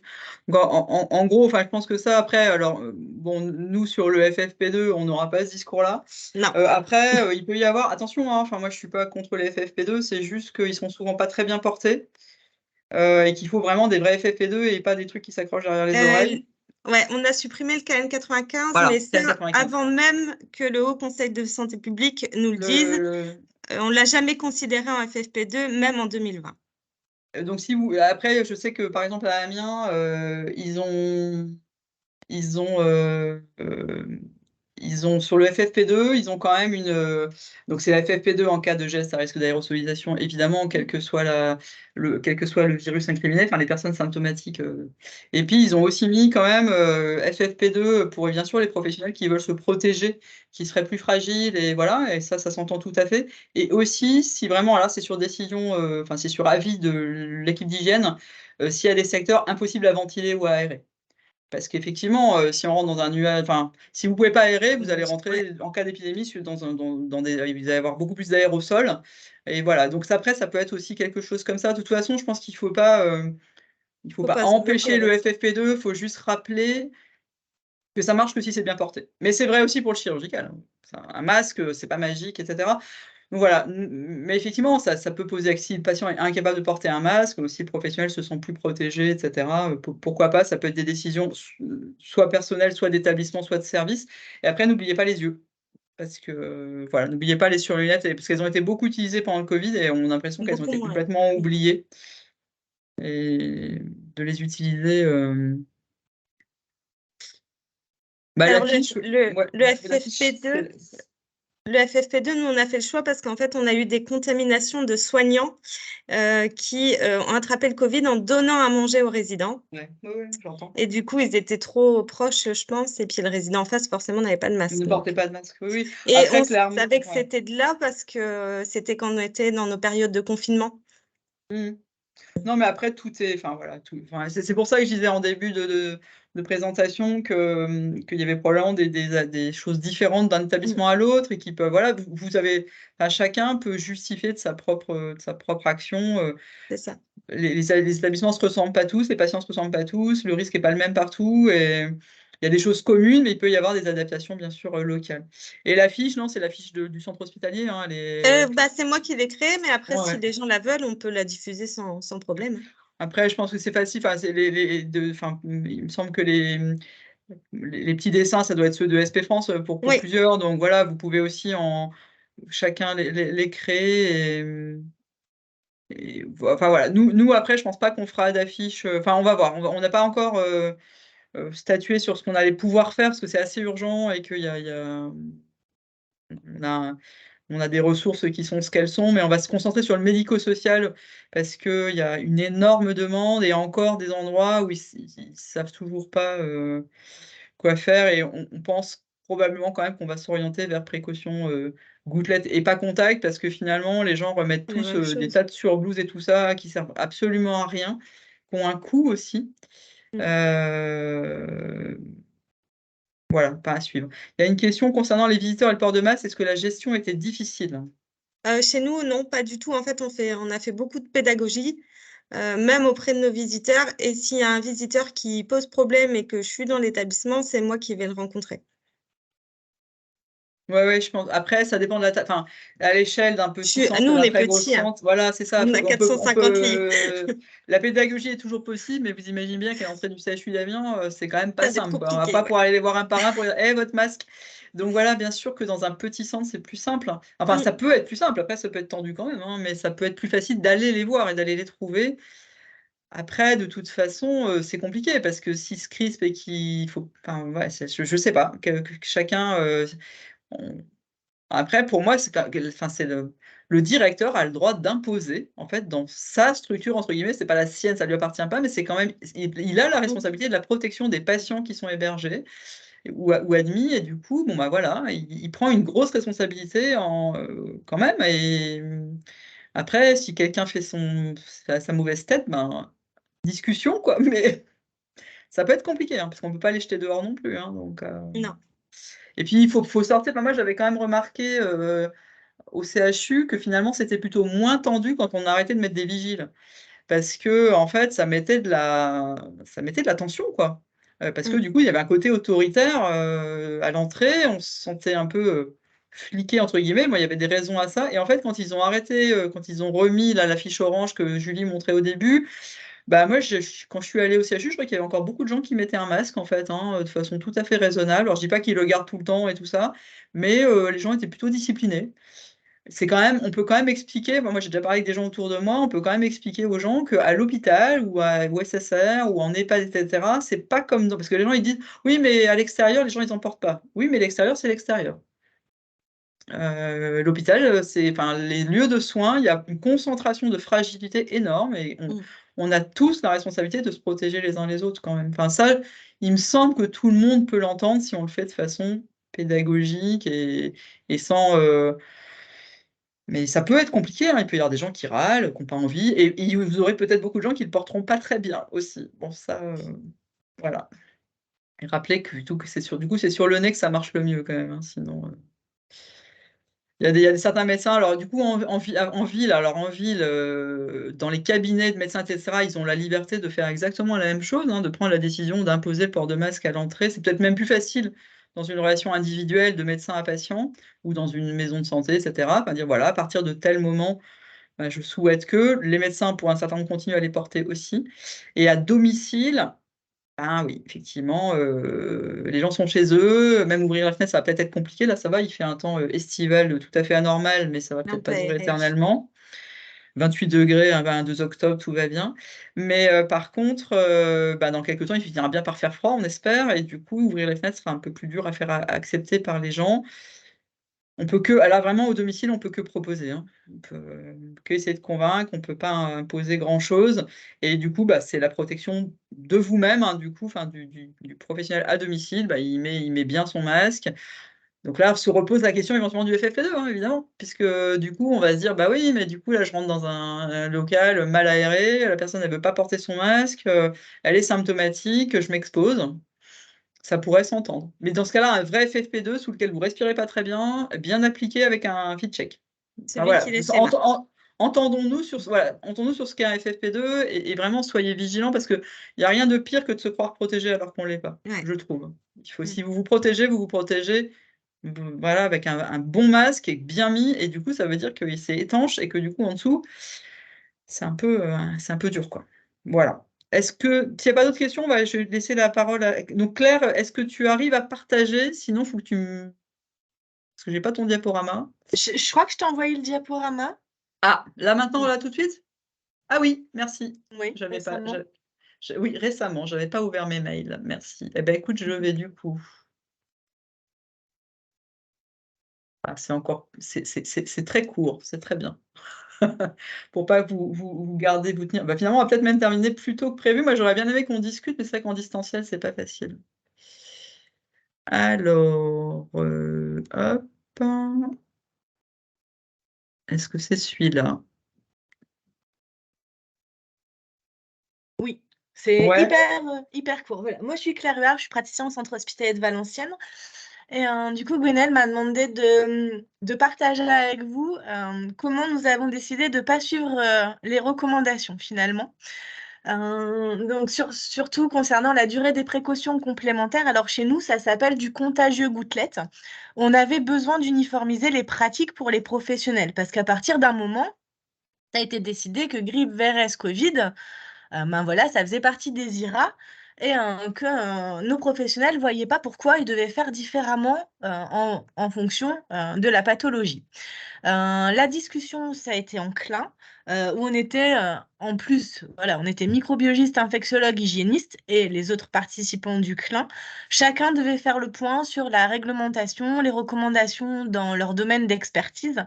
Là, ce que je vous ai mis, c'est ce qu'on a mis, nous, sur la partie hygiène. Donc, il y avait la note de la SF2H de février 2023 qui reprécisait 10, 14, 24. Ça avait été repris aussi par le groupe d'experts qui reprécisait toujours les mêmes durées de précaution complémentaires. Et nous, l'idée, c'était d'essayer de trouver des documents qui allaient un peu à l'encontre de ça, finalement. Donc, on a ressorti le rapport du Haut Conseil de santé publique qui datait de juin 2022, celui où il y avait les fameuses matrices décisionnelles qui préconisaient, voilà, je ne sais pas si vous arrivez à voir, c'était 5 jours. À ce moment-là, on parlait encore d'isolement pour on va dire, les gens qui étaient Covid positifs en ville. On a ressorti la lettre du Haut Conseil de la santé publique de janvier 2023 qui disait que les matrices étaient toujours d'actualité. Alors certes, on parlait de la ville et il fallait transposer au niveau des établissements de santé, mais on s'est dit si c'est 5 jours en ville, je veux dire, les gens ne sont pas plus contagieux en ville que les professionnels potentiellement ou les patients potentiellement contagieux au niveau de l'hôpital. Et on avait aussi pris le cas des EHPAD où effectivement c'était dans les recommandations 7 jours en EHPAD. Nos microbiologistes infectiologues ont essayé de chercher. Par contre, c'est vrai qu'on avait beaucoup de documents sur la durée de contagiosité, sur les premiers variants. Et arrivé au moment de voilà, fin 2022, 2023, on avait quand même sur Omicron, très peu de données sur la durée de contagiosité. On a quand même retrouvé que la contagiosité était maximale dans les jours suivant l'apparition des symptômes. Et sur les premiers variants, il disait qu'il y avait encore 20% des gens contagieux entre 7 et 9 jours après les premiers symptômes. Notre objectif, c'était la protection des professionnels. On a discuté de ça, c'était au clin de mars 2023. Donc, là, tous nos professionnels avaient encore un masque chirurgical pour tous les soins, mais on avait vu la note de la SF2H, on espérait bien évoluer vers, voilà, on supprime les masques complètement. Donc, la décision qu'on devait prendre devait convenir, même quand les professionnels n'avaient plus de masque. Finalement, voilà, on a pris en compte tout ça. Et voilà, c'est dans le document juste après, on a décidé vraiment d'uniformiser. Je ne sais pas si Gwenelle, tu peux passer. Voilà. Durée de maintien des précautions complémentaires contagieux gouttelettes. Grippe, VRS, Covid, on a mis 7 jours. Et pour le Covid, pour les patients qui sont immunodéprimés ou les formes graves, on a mis 14 jours. Donc, on a décidé de complètement virer la notion des 24 jours. Bien sûr, on a mis 7 jours, mais à prolonger tant qu'il y avait encore des symptômes chez les patients. Voilà. On peut faire le retour, donc ça a été mis en place dès mars 2023. Si on fait l'analyse, on n'a pas eu finalement plus de transmissions croisées chez des professionnels parce qu'on avait arrêté les précautions complémentaires à 7 jours. On n'a pas eu plus de transmissions croisées non plus dans les EHPAD où c'est vraiment 7 jours et après, voilà, ils n'ont plus de masque et ils revivent en collectivité. On n'a pas vu non plus de transmissions croisées dans nos SSR ou dans nos psychiatres, nos services de psychiatrie où c'est 7 jours et après, voilà, ils retournent en salle commune, ils mangent ensemble. Donc finalement, c'est pour ça qu'on a décidé de garder 7 jours. On s'est dit que ça pourrait être évolutif en fonction des variants de toute façon. Donc on a des clins assez régulièrement et on s'est dit si on a des nouvelles données sur la durée de contagiosité des nouveaux variants, on adaptera. Mais pour l'instant, c'est vrai que si on fait à 6 mois le bilan, 7 jours, ça semble convenir. Juste sur la diapo suivante, parce qu'on a été aussi confronté à ça, on avait dit, 7 jours pour les précautions complémentaires. Donc, pour les professionnels Covid voilà, qui travaillent, on a gardé aussi de la même façon les 7 jours. Donc, port du masque chirurgical pendant 7 jours. On leur demande quand même d'avoir 48 heures sans symptômes respiratoires ou digestifs actuellement. Et s'ils sont toujours symptomatiques, de la même façon qu'on prolonge les précautions complémentaires, on leur demande de prolonger le port du masque jusqu'à la disparition des symptômes. Mais, donc là, ça marchait aussi très bien chez nos professionnels. On n'avait pas des clusters de grande ampleur, on n'avait pas plus de transmissions croisées que ça parmi nos professionnels qui respectaient les 7 jours et après retournaient manger avec leurs collègues en salle de soins sans masque. On n'avait pas de transmission croisée, mais on se repose les questions puisqu'il y a des documents qui sortent aussi. On essaie de faire une veille biblio. Et là, c'est vrai qu'on a le nouveau document sur le SSR où on demande de maintenir pendant 14 jours le masque chez les professionnels positifs. On va en parler, on a un clin bientôt. À chaque clin, on représente les nouveaux documents et ce qui pourrait avoir une influence sur nos protocoles d'établissement. Encore une fois, c'est vrai, voilà, quand on fait le bilan juste de garder les 7 jours, on n'a pas de cluster majeur, de transmission croisée majeure, ni chez nos patients, ni chez nos professionnels. Donc, pour l'instant, on gardera les 7 jours. Et on a bien conscience qu'on est en dehors des recommandations nationales. En dehors des clous, mais ouais, moi ça m'intéressait vraiment justement d'avoir ce retour d'expérience, sachant que le document que tu cites est un document du CPIAS Île-de-France, voilà, qui est un document régional. Moi enfin voilà, je suis pas encore tout à fait, je trouve que c'est pas facile pour nous, enfin on est un peu formaté comme ça pour relayer les recos. Après, on n'arrête pas de dire que c'est masque 6 symptômes, donc du coup, c'est vrai qu'on a envie de se dire, une fois qu'on n'a plus de symptômes, de toute façon, il y a un moment donné où tout le monde va le porter. Donc ça, ce sera plus simple finalement, parce qu'on sera finalement dans des clusters de partout, etc. Par contre, c'est vrai qu'au cas par cas, en particulier sur des infections respiratoires aiguës du milieu communautaire hein, qu'on attrape, voilà. C'est pas facile pour nous, ces pièces. Donc voilà, j'avais vraiment envie et besoin qu'il y ait que tous vous ayez accès aussi au fait que tout le monde ne fait pas pareil, qu'il y a des gens qui ont pris des décisions qui n'entraînent pas des catastrophes intersidérales non plus et qui sont et que c'est une responsabilité, bien sûr, à l'échelle de l'établissement. Il faut que le directeur, évidemment, vous suive hein, parce que c'est une décision de CLIN. Hein. Le CLIN est une sous-commission de la CME, donc si c'est décidé en CLIN, c'est validé. Voilà. Après, il y a des gens plus, comment dirais-je, qui vont plus loin, plus vite, hein, ça c'est sûr, mais ça peut être vraiment intéressant de savoir ce qui se passe chez les uns, chez les autres. Alors, est-ce que vous voulez poser des questions à Claire Huard? Oui, les documents des divers intervenants, si mes intervenants sont d'accord, on les mettra en PDF à disposition sur notre site, en fait, à l'endroit où il y a les invitations, les annonces d'événements, on met un lien avec tous les différents documents. Donc bien sûr, oui. Et puis après, si vous ne les trouvez pas, on vous les renverra. Mais il y avait une question sur les ça, je ne sais pas, il faut demander à l'ARS hein, pour les envois de documents grippe, enfin vaccination grippe. Il faut vraiment envoyer, je pourrais vous redonner l'adresse, il faut envoyer un mail à la DPPS si vous n'avez rien reçu, la Direction de la Prévention et de la Promotion de la Santé. Normalement, ça doit être en cours, hein, puisqu'ils ont mis à jour il y a déjà je sais pas, il y a peut-être 15 jours. Est-ce qu'il y a des questions sur ces mesures, voilà, sur cette volonté de l'équipe de Valenciennes d'aller plus loin, de s'affranchir de certaines recommandations et de prendre sa propre décision. De toute façon, c'est un fait général, hein, les équipes d'hygiène et les CLIN sont libres c'est des recommandations, donc ça vous donne une ligne directrice, mais vous êtes libre de les adapter à votre situation et d'avoir un avis différent ou je vois que Julie est revenue. Est-ce que tu as pu écouter du coup, voir ce que disait Claire? Ton micro est coupé. Mais je viens tout juste de revenir. Ah, dommage, tu n'as pas vu. Ils sont passés à 7 jours. Hein. Oui, c'est bien. Oui, nous aussi, ça nous démange. Hein. 7 jours et 14 jours pour les immunodéprimés. Donc, tu as 7 jours de moins et même 10 jours de moins pour le... Et donc je disais, de toute façon, ce sont des recommandations, c'est des guidelines qui sont assez quand vous lisez les recos de la CF2H.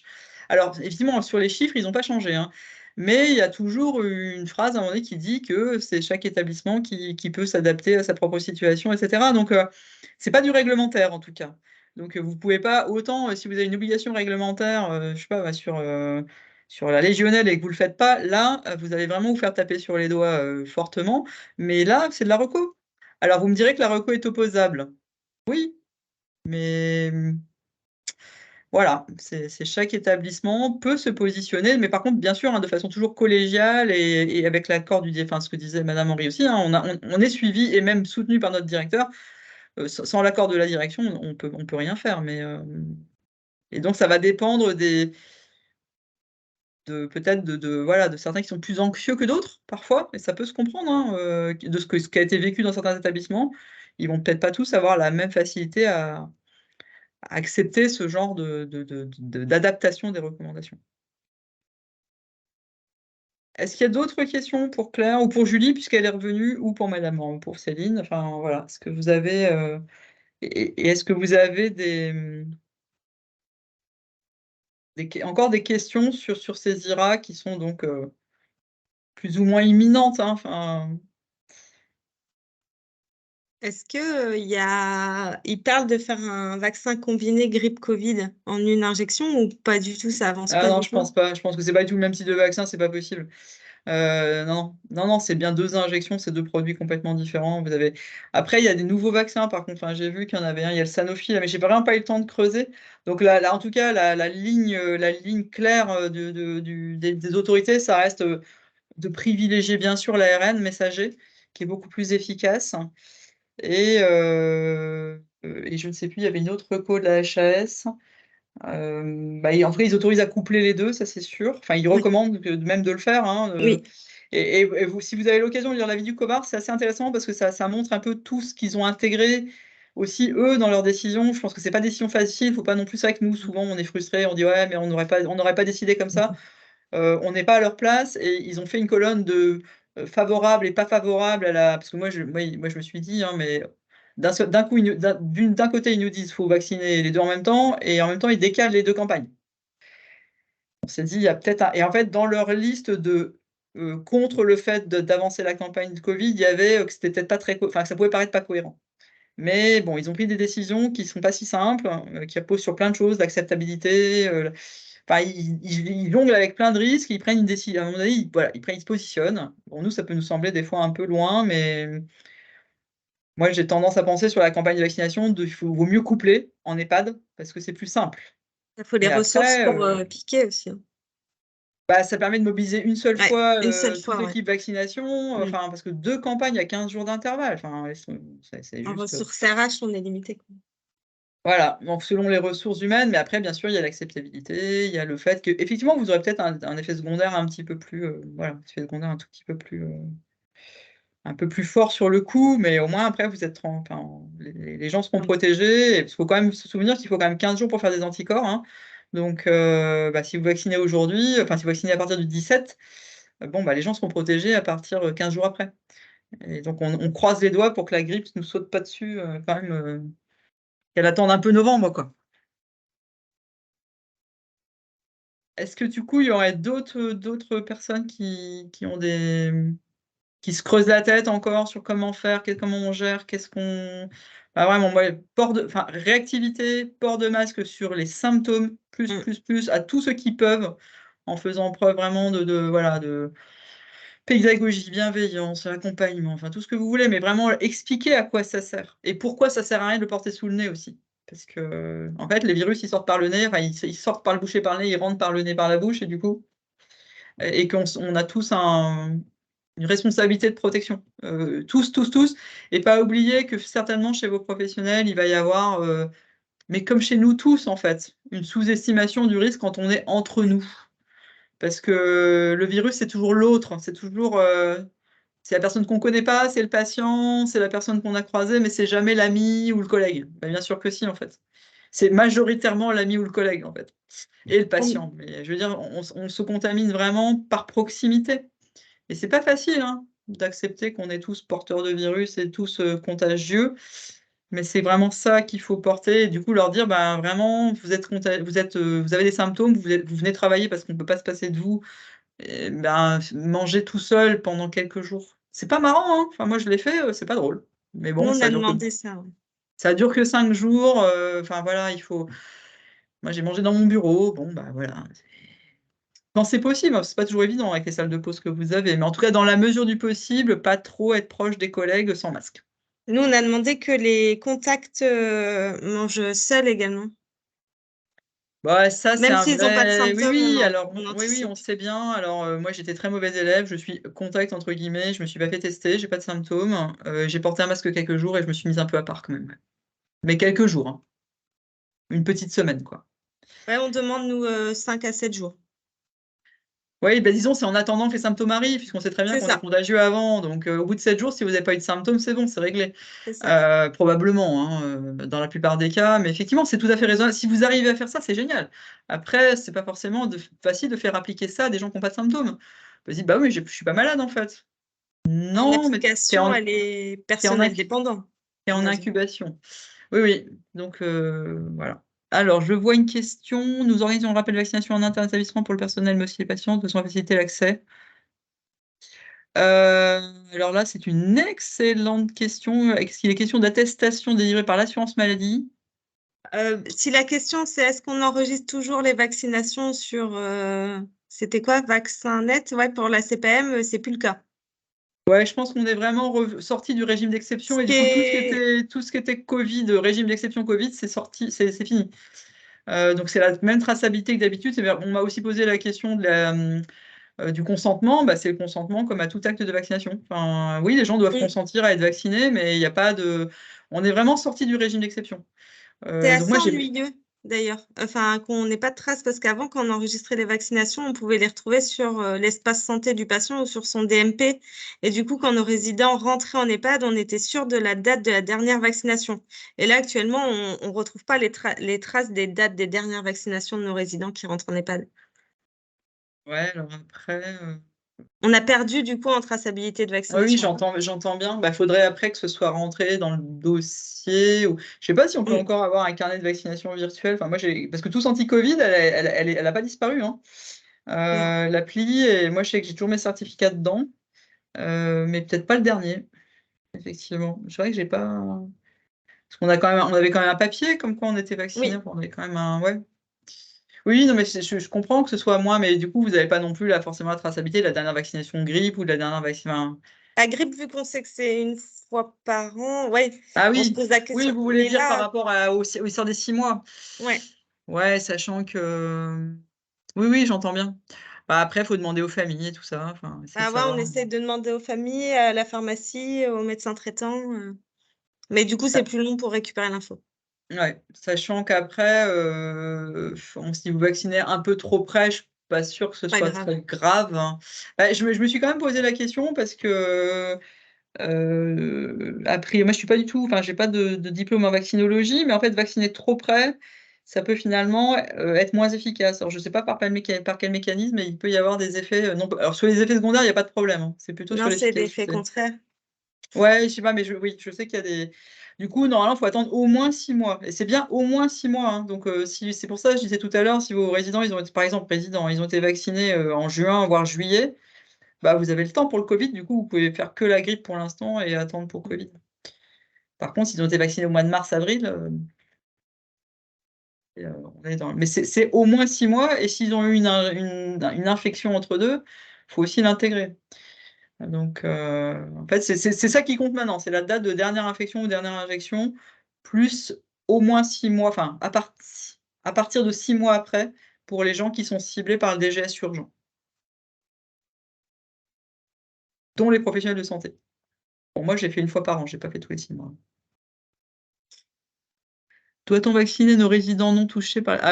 oui, il faut Oui. faut absolument vacciner tout le monde. Enfin, moi, alors là-dessus, faut surtout pas attendre. Et enfin, faut surtout pas attendre. Je dis pas là aujourd'hui, hein, mais enfin, faut vacciner rapidement. Il faut les protéger. C'est vraiment le rappel hivernal, quoi. Automnal, hivernal, enfin, comme vous voulez. Mais là, il faut vraiment faire des vaccinations sans attendre justement qu'ils soient touchés. Parce que ils seront pas touchés, ils seront d'autant moins touchés qu'ils seront vaccinés. En principe, hein, on a quand même des bons retours sur ce vaccin XBB, je sais plus quoi, là, XBB 1.5, enfin, je sais plus comment il s'appelle. Le nouveau vaccin adapté aux variants les plus récents. Et oui, il faut vraiment plutôt anticiper. C'est vraiment le maître mot dans toute cette histoire, d'anticiper, d'avoir tout. Alors pour ceux qui seraient plus, là je m'adresse plutôt pour les EHPAD, vous avez des checklists, hein, qui sont bien faites pour cocher si vous avez tout bien ce qu'il faut dans vos placards, vos masques, votre détergent désinfectant virucide, est-ce que vous avez une procédure quand même, voilà, qui est prête et que vous pouvez activer facilement? Est-ce que vous avez un plan local de gestion d'épidémie qui a quand même été... Alors, bon, il aurait même fallu le faire un peu avant, mais c'est encore le moment là, de mettre peut-être à jour, de vérifier que vous avez tous vos documents, que vous avez tout votre matériel, que tout est prêt pour communiquer vers les familles, vers les résidents, etc. Enfin voilà, que vous avez tout ce qu'il faut. Il y a une checklist IRA, une check IRA qui est faite par le REPIAS, le réseau des CEPIAS, dans la box hygiène respiratoire. Et vous avez aussi des checklists Primo, la mission nationale Primo, qui vous permet de suivre votre épidémie aussi. Donc voilà, vous ne privez pas des outils. Enfin voilà, si vous avez besoin, il y a des... Alors, yep. En fait, faut prendre la liste. En fait, ils ont particulièrement ciblé les résidents d'EHPAD parce qu'on sait, enfin, et USLD. Alors, curieusement, et comme d'habitude, c'est un truc que j'avais déjà fait remonter, mais ils ont un peu oublié le reste du médico-social. Je suis toujours un petit peu gênée parce qu'il n'y a quand même pas qu'en EHPAD. Je trouve ça dommage, en fait, qu'ils n'aient pas mis aussi les structures handicap alors qu'ils les ont intégrées à d'autres moments. En fait, c'est la fragilité des patients. Et les dialysés sont clairement à haut risque. Hein. Enfin, ils font partie des personnes. En fait, dans le DGS urgent, si vous ne l'avez pas, on peut vous le renvoyer, mais dans le DGS urgent d'il y a, je sais pas, 15 jours peut-être, il recite toutes les personnes particulièrement ciblées avec toutes les comorbidités. Donc vous avez les personnes âgées et puis toutes les. Ça n'a pas changé en fait. Hein. Et c'est les mêmes que pour la grippe en gros. Hein. Femmes enceintes, obèses, insuffisant cardiaque, insuffisant rénal, insuffisant respiratoire. Il y a une sorte de pathologie aussi psychiatrique. Enfin, la liste, elle est dedans, dans le DGS urgent. Et du coup, c'est là-dessus qu'il faut, hors EHPAD, où on est, enfin, hors lieu collectif, où on est sur une vaccination vraiment collective de tout le monde, parce que globalement, tout le monde est à risque. Et on fait aussi, bien sûr, dans la mesure du possible, on embarque les professionnels. Et après, en dehors de ça, les professionnels ailleurs, ils sont les mêmes, ils sont ciblés tout pareil. Hein. Et les patients, c'est les facteurs de risque. Donc, pour moi, clairement, la dialyse, oui, les dialysés sont des patients à risque, sont pas des patients fragiles, les greffés, tous les immunodéprimés. Mais la liste, je la connais pas par cœur, mais elle est dans le DGS urgent. Mais il n'y a pas de recommandation spécifique au centre de dialyse, par contre, si c'est votre question. Alors, nous, on prévoit rien, en fait. Ou alors, vous posez la question à mes collègues de terrain. Port systématique du port de masque en salle d'attente. Est-ce que du coup, Julie, Céline et Claire, vous avez pris des mesures, vous avez pris des trucs spécifiques, des aspects spécifiques dans vos recommandations là-dessus? Non, on appuie vraiment sur les symptômes. En fait, si le patient qui se rend en salle d'attente, il est symptomatique, il faudra qu'il porte son masque. Parce que nos salles de consultation ne sont pas forcément dans nos services de soins où il y a du Covid. Donc, Par contre, si j'ai une salle de consultation là actuellement dans le service de médecine où j'ai 2 cas Covid, ceux qui vont en consultation dans ce bâtiment-là porteront un masque. Oui, Parce qu'on c'est porte port un de masque dans le masque service. systématique à l'entrée d'un bâtiment À ou d'un l'entrée du service. service, Oui, c'est ça. d'accord. Ouais. Julie, toi, est-ce que vous avez des spécificités que salle de consulte? Enfin, salle d'attente, salle d'attente. Non, en fait, dans le petit tableau que j'ai présenté tout à l'heure, c'est en fonction de la circulation virale. Et effectivement, quand on bascule en orange puis en rouge, de toute manière, on demande effectivement le port du masque dès l'entrée dans le CHU. Donc, il y aura un moment dans la saison où ça s'appliquera effectivement partout, quoi. Donc après, je ne sais pas quand, mais il y a un moment donné où je pense qu'on y viendra. Pour l'instant, effectivement, vu qu'on considère qu'on est encore en risque vert, c'est uniquement sur les patients symptomatiques. Et donc, c'est l'affiche que je montrais, qu'on a essayé de mettre un petit peu partout. C'est les messages qui sont relayés pour l'instant. Et Claire, est-ce que vous avez, du coup, on n'a pas parlé de ça du tout, mais est-ce que vous avez des spécificités, port de masque, salle d'attente ou non? On a refait une communication générale sur port du masque si vous êtes symptomatique, contact ou Covid positif, parce que c'était pas forcément très clair. Et on a décidé, après, on va dire, discussion avec la DG, la conférence des chefs de pôle, d'avoir une stratégie progressive. C'est-à-dire qu'on suit un peu des indicateurs, le nombre de patients Covid, le nombre de patients hospitalisés Covid, et on a dit, sur certains paliers, on dira, on remet le port du masque en systématique lors des soins, et ensuite, dès qu'on sera sur une épidémie, mais que ce soit grippe, Covid, VRS, ce sera port du masque pour tout le monde et sans discussion. Voilà, sans débat. Pas de discussion possible. Je pense que vraiment, si vous devez porter un message là en attendant que malheureusement il y ait peut-être plus de cas d'un peu de tout, c'est vraiment les symptômes. C'est vraiment parce que pour moi c'est vraiment un loupé majeur hein, pas de nous, hein, de notre ministère, etc. C'est pas rentré du tout dans la population, hein, mais pas du tout. C'est-à-dire que alors les gens en fait pensent que si c'est pas le Covid, c'est pas si grave que ça. Il y a aussi ce côté-là, je me suis testé, c'est bon.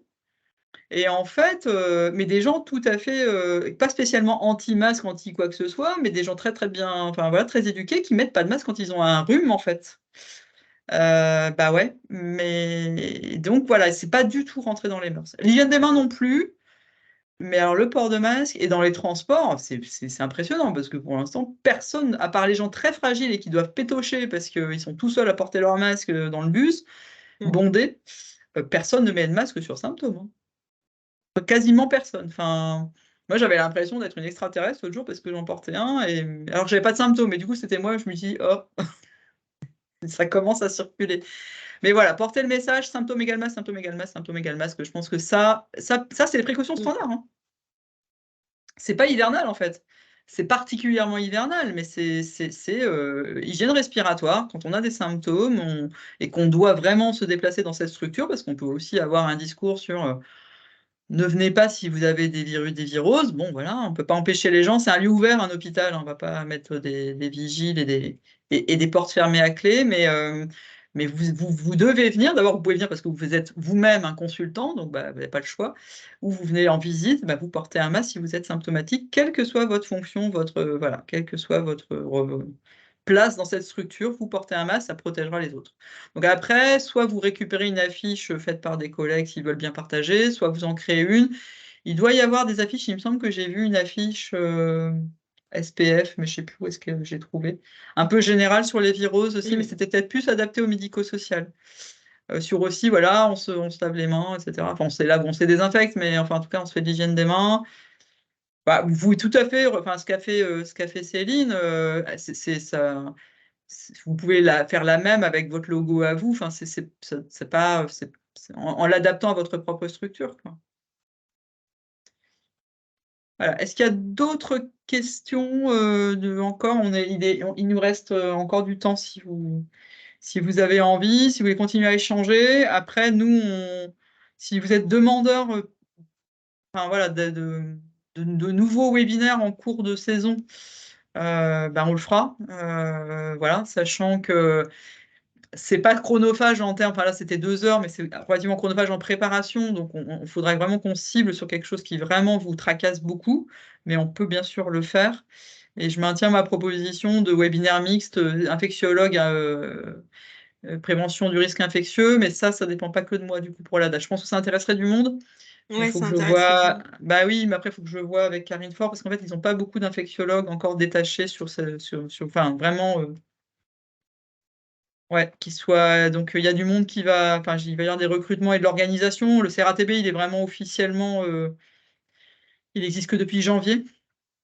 Et donc n'hésitez pas en tout cas, si vous êtes. N'hésitez pas à échanger entre vous aussi. Enfin, l'idée, c'est que voilà, vous avez vu, bon, c'est que 2 exemples. Hein, j'avais choisi deux collègues parce que je savais un peu ce qu'ils faisaient, mais peut-être que certains d'entre vous font différemment. Et voilà, vous pouvez tout à fait échanger entre vous, vous envoyer des mails, vous téléphoner. L'annuaire, je crois, l'annuaire national est de nouveau opérationnel. Ça peut vous permettre de trouver les coordonnées des uns et des autres. Voilà, n'hésitez pas à échanger. Les listes de discussion, elles marchent pas trop mal aussi. Oui, vous pouvez. Enfin, n'hésitez pas. Il n'y a pas de question. Voilà, tout le monde. Enfin, on sort quand même de 3 ans et demi d'un événement exceptionnel qui nous a tous un peu bousculés dans nos convictions, dans nos habitudes. Donc là, voilà, on revient à quelque chose d'un peu plus apaisé, mais néanmoins, il faut se réadapter un peu. Voilà. On n'en a pas parlé du tout, mais quand dans le service de médecine, chez nous, où c'est un petit peu plus facile de bouger les gens, on essaye quand même de faire un peu de secteur géographique avec des cas Covid positifs et le reste sain, en mettant au sein du service, enfin, au fond du service les Covid et devant les sains. Au fond du service et personne n'y va. Non, mais après, ça peut être des secteurs. On essaie de sectoriser quand même. Enfin, je crois, je ne dis pas de bêtises, que Julie, je crois que vous avez des box aux urgences infectieuses aussi. Oui, alors ils avaient identifié, je pense, un box pour accueillir éventuellement ces patients-là. Je ne sais pas si c'est encore d'actualité, mais je pense que oui. Hein. En tout cas, bien sûr, si vous pouvez regrouper les soins à partir du moment où il y en a vraiment. Voilà. Après, ça peut être compliqué hein, parce que il faut. Enfin, c'est absolument impossible, par exemple, quand c'est le lieu de vie des gens déjà. Et puis, il faut pas que ça rajoute tellement plus de travail que ça devient. Mais oui, ça peut être une bonne idée de regrouper les soins. C'est plus simple pour les soignants. Voilà, ça peut être. La sectorisation a des vertus, évidemment. Même quand c'est pas de la transmission contact, parce que ça peut être plus simple pour regrouper les soins, ça peut vous permettre aussi de faire de la sectorisation de professionnels. plus simples. C'est-à-dire que voilà, ça va être les mêmes, parce que par exemple, si vous avez un professionnel particulièrement fragile, bon, bah, c'est vrai qu'on va pas avoir envie de le mettre dans le secteur où il y a toutes les IRA, parce que il est plus. Alors, il se met certes un FFP2, mais voilà. Et puis, à l'inverse, ceux qui sont contacts, par exemple, etc., bah, peut-être qu'on peut aussi les sectoriser. Enfin, voilà, ça, c'est des gymnastiques qu'on a eues pendant la crise Covid. On ne peut pas vous donner en tout cas, je pense, de ligne unique. Mais bien sûr qu'il peut y avoir des adaptations en fonction du type de service, du type, la géographie, enfin, comment vos services sont organisés, du nombre de professionnels que vous avez. Enfin, ça, c'est difficile de vous donner des règles, quoi. Mais bien sûr, la sectorisation a ses vertus. Ça peut tout à fait permettre voilà, de mieux s'organiser. Mais il ne faut pas que non plus le fait de le faire soit encore pire en termes de charge de travail, parce que bouger des gens de chambre, c'est du taf. Il faut que ça soit en bonne entente avec l'équipe, que ça ne crée pas encore plus de tension, quoi, parce que Nous, l'idée là. c'était surtout une demande de l'équipe. Voilà, mais c'est ça. Enfin, vous savez bien, les hygiénistes, ils sont quand même une des premières qualités, c'est la souplesse, hein. Non, mais c'est vrai, c'est la réactivité, la souplesse et le fait de s'adapter aussi en partie. Il y a toujours un protocole d'établissement, et puis après, bah, il y a toujours voilà, sur le terrain, on ne fait pas toujours comme on veut, et des fois, à l'inverse, ils sont demandeurs de choses, et il peut y avoir des décisions sur des cas particuliers. De toute façon, là, vous passez sur la gestion d'épidémie. Donc, la gestion d'épidémie, vous basculez. Là, ce dont on parlait aujourd'hui, c'était plutôt d'essayer de la prévention en amont, la réactivité, d'avoir une procédure, de la collégialité, etc. Et de faire voir un pack IRA vraiment, sans trop distinguer Covid, enfin sans distinguer Covid du tout d'ailleurs. Mais après, quand vous passez en gestion d'épidémie, bah, c'est votre plan local de gestion d'épidémie. Et pareil, hein, grippe, Covid, VRS, bronchiolite, enfin, autre virose respiratoire. Il n'y a que quand vous passez sur les GEA, les gastroentérites, là, c'est quand même différent. Mais tant que vous êtes dans l'IRA, vous êtes sur les mêmes mesures, même si on sait que oui, la durée des précautions, pour l'instant, bah, vous allez lire plein de choses différentes à droite, à gauche, et que on n'a pas encore, nous, vraiment voilà, on n'a pas osé, en fait, dire 7 jours. Voilà. C'est pas parce qu'on a peur, hein, c'est pas peur d'avoir des clusters, c'est que voilà, s'affranchir des recos. Normalement, c'est pas dans c'est pas dans nos prérogatives, en fait. Est-ce qu'il y a encore des questions, des regrets sur des choses qu'on a partagées, enfin voilà, des questions qui vous reviendraient. Après, n'hésitez pas, voilà, il y a la liste de diffusion, enfin il y a la liste de discussion, effectivement, EOH, là, enfin, nous, on discute aussi entre nous, hein, sachez-le, entre CEPIAS, on n'est pas toujours tous d'accord. Voilà, mais on essaye vraiment de faire avancer le schmilblick. Si on voit passer des documents, si on passe en pré-épidémie, ben, bien sûr, on vous préviendra tous collectivement du passage en pré-épidémie régionale. Alors oui, ce que j'ai pas dit, parce que Julie avait parlé tout au début des bulletins grippe Covid VRS, ce qu'on avait compris, nous, là, c'est qu'il allait y avoir un bulletin IRA. Mais pour l'instant, quand vous allez vous inscrire à l'abonnement newsletter, c'est encore divisé. Donc, je ne sais pas. On va bien voir. En principe, on devrait en avoir une cette semaine. On est bien semaine 40, je ne dis pas de bêtises. Oui. Et bien, si on est semaine 40, normalement, ça recommence cette semaine. Ouais, c'est ça. Donc, plutôt fin de semaine en général, hein. Il sort souvent le jeudi, le vendredi. Et il est toujours rétrospectif, hein. Enfin, vous savez bien, vous savez que c'est quand même un énorme travail pour colliger ces données-là. Et donc, c'est jamais la situation du jour, c'est la situation de la semaine précédente. Donc, vous aurez en fin de semaine, normalement, la situation qu'on avait en semaine dernière. Donc, en sachant que si ça démarre, ben, on est toujours un peu derrière, quoi. Hein, c'est des virus qui vont très vite. Et du coup, dites-vous que si on est en train de passer en orange, on va probablement pas être très loin du rouge, quoi. Enfin, ça peut aller assez vite. C'est pour ça qu'il vaut mieux déclencher sur le orange. L'orange, c'est pré-épidémique. Et puis, par ailleurs, c'est pas parce que la situation régionale est verte que votre établissement, lui, il est vert. Enfin, voilà, il peut y avoir. C'est vrai que ce que disait Julie, la faiblesse, c'est peut-être les indicateurs, mais c'est pas facile, hein, parce que c'est c'est énormément de boulot, hein, de suivre des indicateurs en interne, mais c'est plus facile dans un petit établissement. Ouais. Mais c'est pas parce que au national, on est tout en vert que vous n'avez pas plein de clusters dans votre structure, en fait. Le régional, c'est la compilation de toutes les données.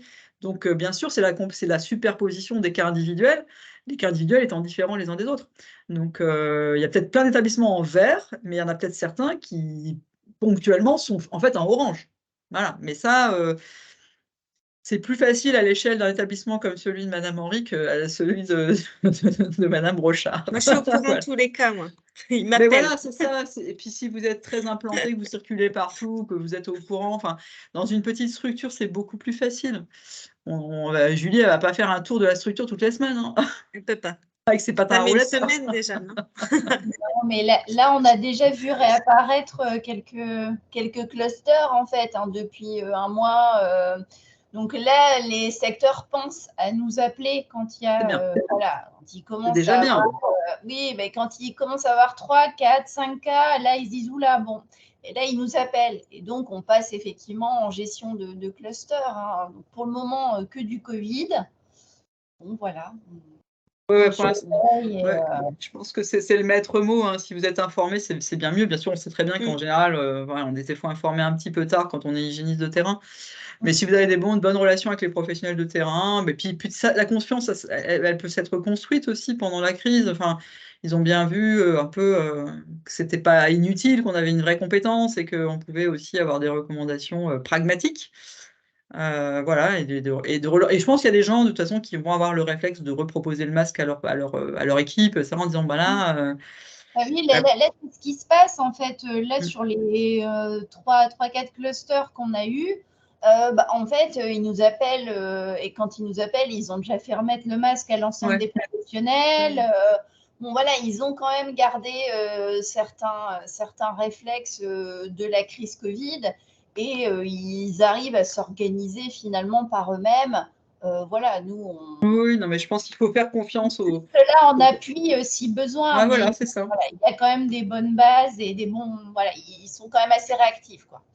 Oui, je pense que quand même, on disait que, enfin, je disais tout à l'heure, il n'y a pas eu, on n'a pas beaucoup gagné en population générale, mais par contre, je pense que chez les professionnels de santé, alors sur la vaccination, c'est un peu plus compliqué, mais sur le port de masque, il y a eu une vraie prise de conscience.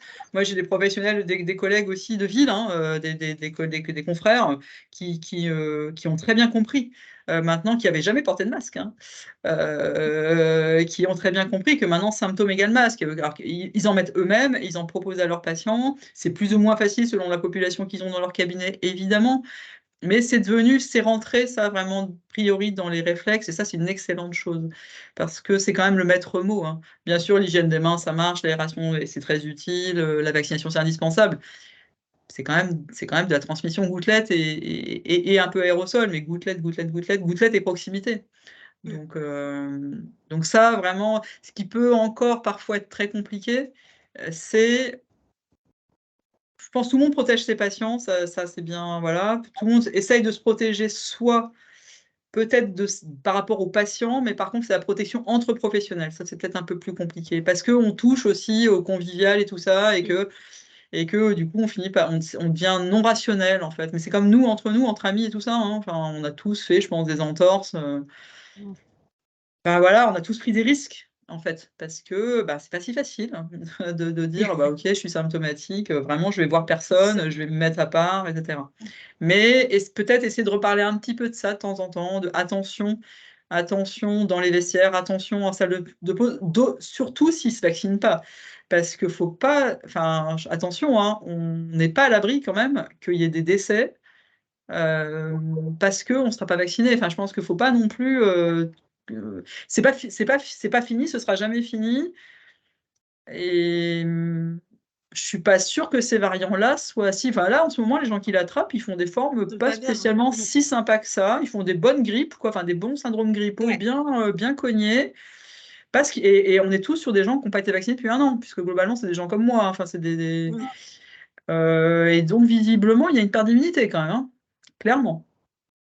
Nouveau variant plus perte d'immunité. Donc, du coup, il ne faut vraiment pas non plus dire. Alors, je touche du bois, hein, j'espère qu'on n'aura plus du tout de décès parmi les professionnels, mais en tout cas, il faut tout faire pour leur proposer la vaccination, mais aussi tout leur rappeler que on est contagieux quand on a des symptômes et que du coup, on a vraiment une responsabilité de se protéger et de protéger les autres, y compris nos collègues. Même si être ensemble dans une salle de pause avec des masques, c'est pas marrant. Donc, voilà. Mais tout ça avec essayer d'être dans la pédagogie, hein, c'est ce qu'on dit depuis le début, mais on fera rien par la force, hein, de toute façon. En plus, les gens en ont marre, comme disait très bien Julie au début. On est en post-pandémie. faut qu'on prenne tous nos marques. Voilà. Pour moi, c'est bon. Si vous avez, on arrive au bout de toute façon du temps. Si vous avez des questions qui vous viennent dans les jours, les semaines qui viennent, ou des problèmes spécifiques, on est joignable. Hein. Vous savez que notre point d'entrée au CEPIAS, c'est plutôt l'adresse, la boîte aux lettres du secrétariat. Parce que comme ça, vous êtes sûr que si vous m'envoyez un mail à moi que je ne suis pas là, il ne sera pas pris en compte, quoi. Donc c'est CEPIAS, je vais écrire dans le chat, hein, CEPIAS-HDF, et c'est @CHU-Lille, parce que le jour j'ai eu un mail CHU-Amiens, et du coup forcément ça marche pas. Lille.fr. Voilà, CEPIAS-HDF, et bon après, on est joignable aussi par téléphone, etc. Enfin, mais en tout cas, pour les mails, plutôt cette entrée-là. En tout cas, mettez plusieurs personnes parce que sinon, ça risque de ne pas être pris en compte tout de suite. On fait de notre mieux pour vous répondre dans les 2 jours, mais voilà, des fois, ça peut être un peu plus long. Et puis après, vous pouvez nous appeler. Hein. Enfin, voilà, moi, je suis... Quand je ne suis pas joignable, c'est que je ne suis vraiment pas dispo. Ou que je ne suis pas là. Bonne journée à tous. On va essayer de vous en proposer d'autres, mais voilà, un rythme raisonnable. Il faut que je trouve mes marques moi aussi. Si vous avez des sujets qui vraiment vous tracassent, faites-nous les remonter par... Voilà. Après, on colligera et puis on dira, il y a plein de gens qui veulent le même sujet et on essaiera de... C'est pas forcément IRA, hein. Enfin voilà, il n'y a pas que les IRA dans la vie. Bonne journée, merci à tous et puis à très bientôt. Merci, au revoir. Et merci à mes 3 collègues de OH, hein. C'était sympa.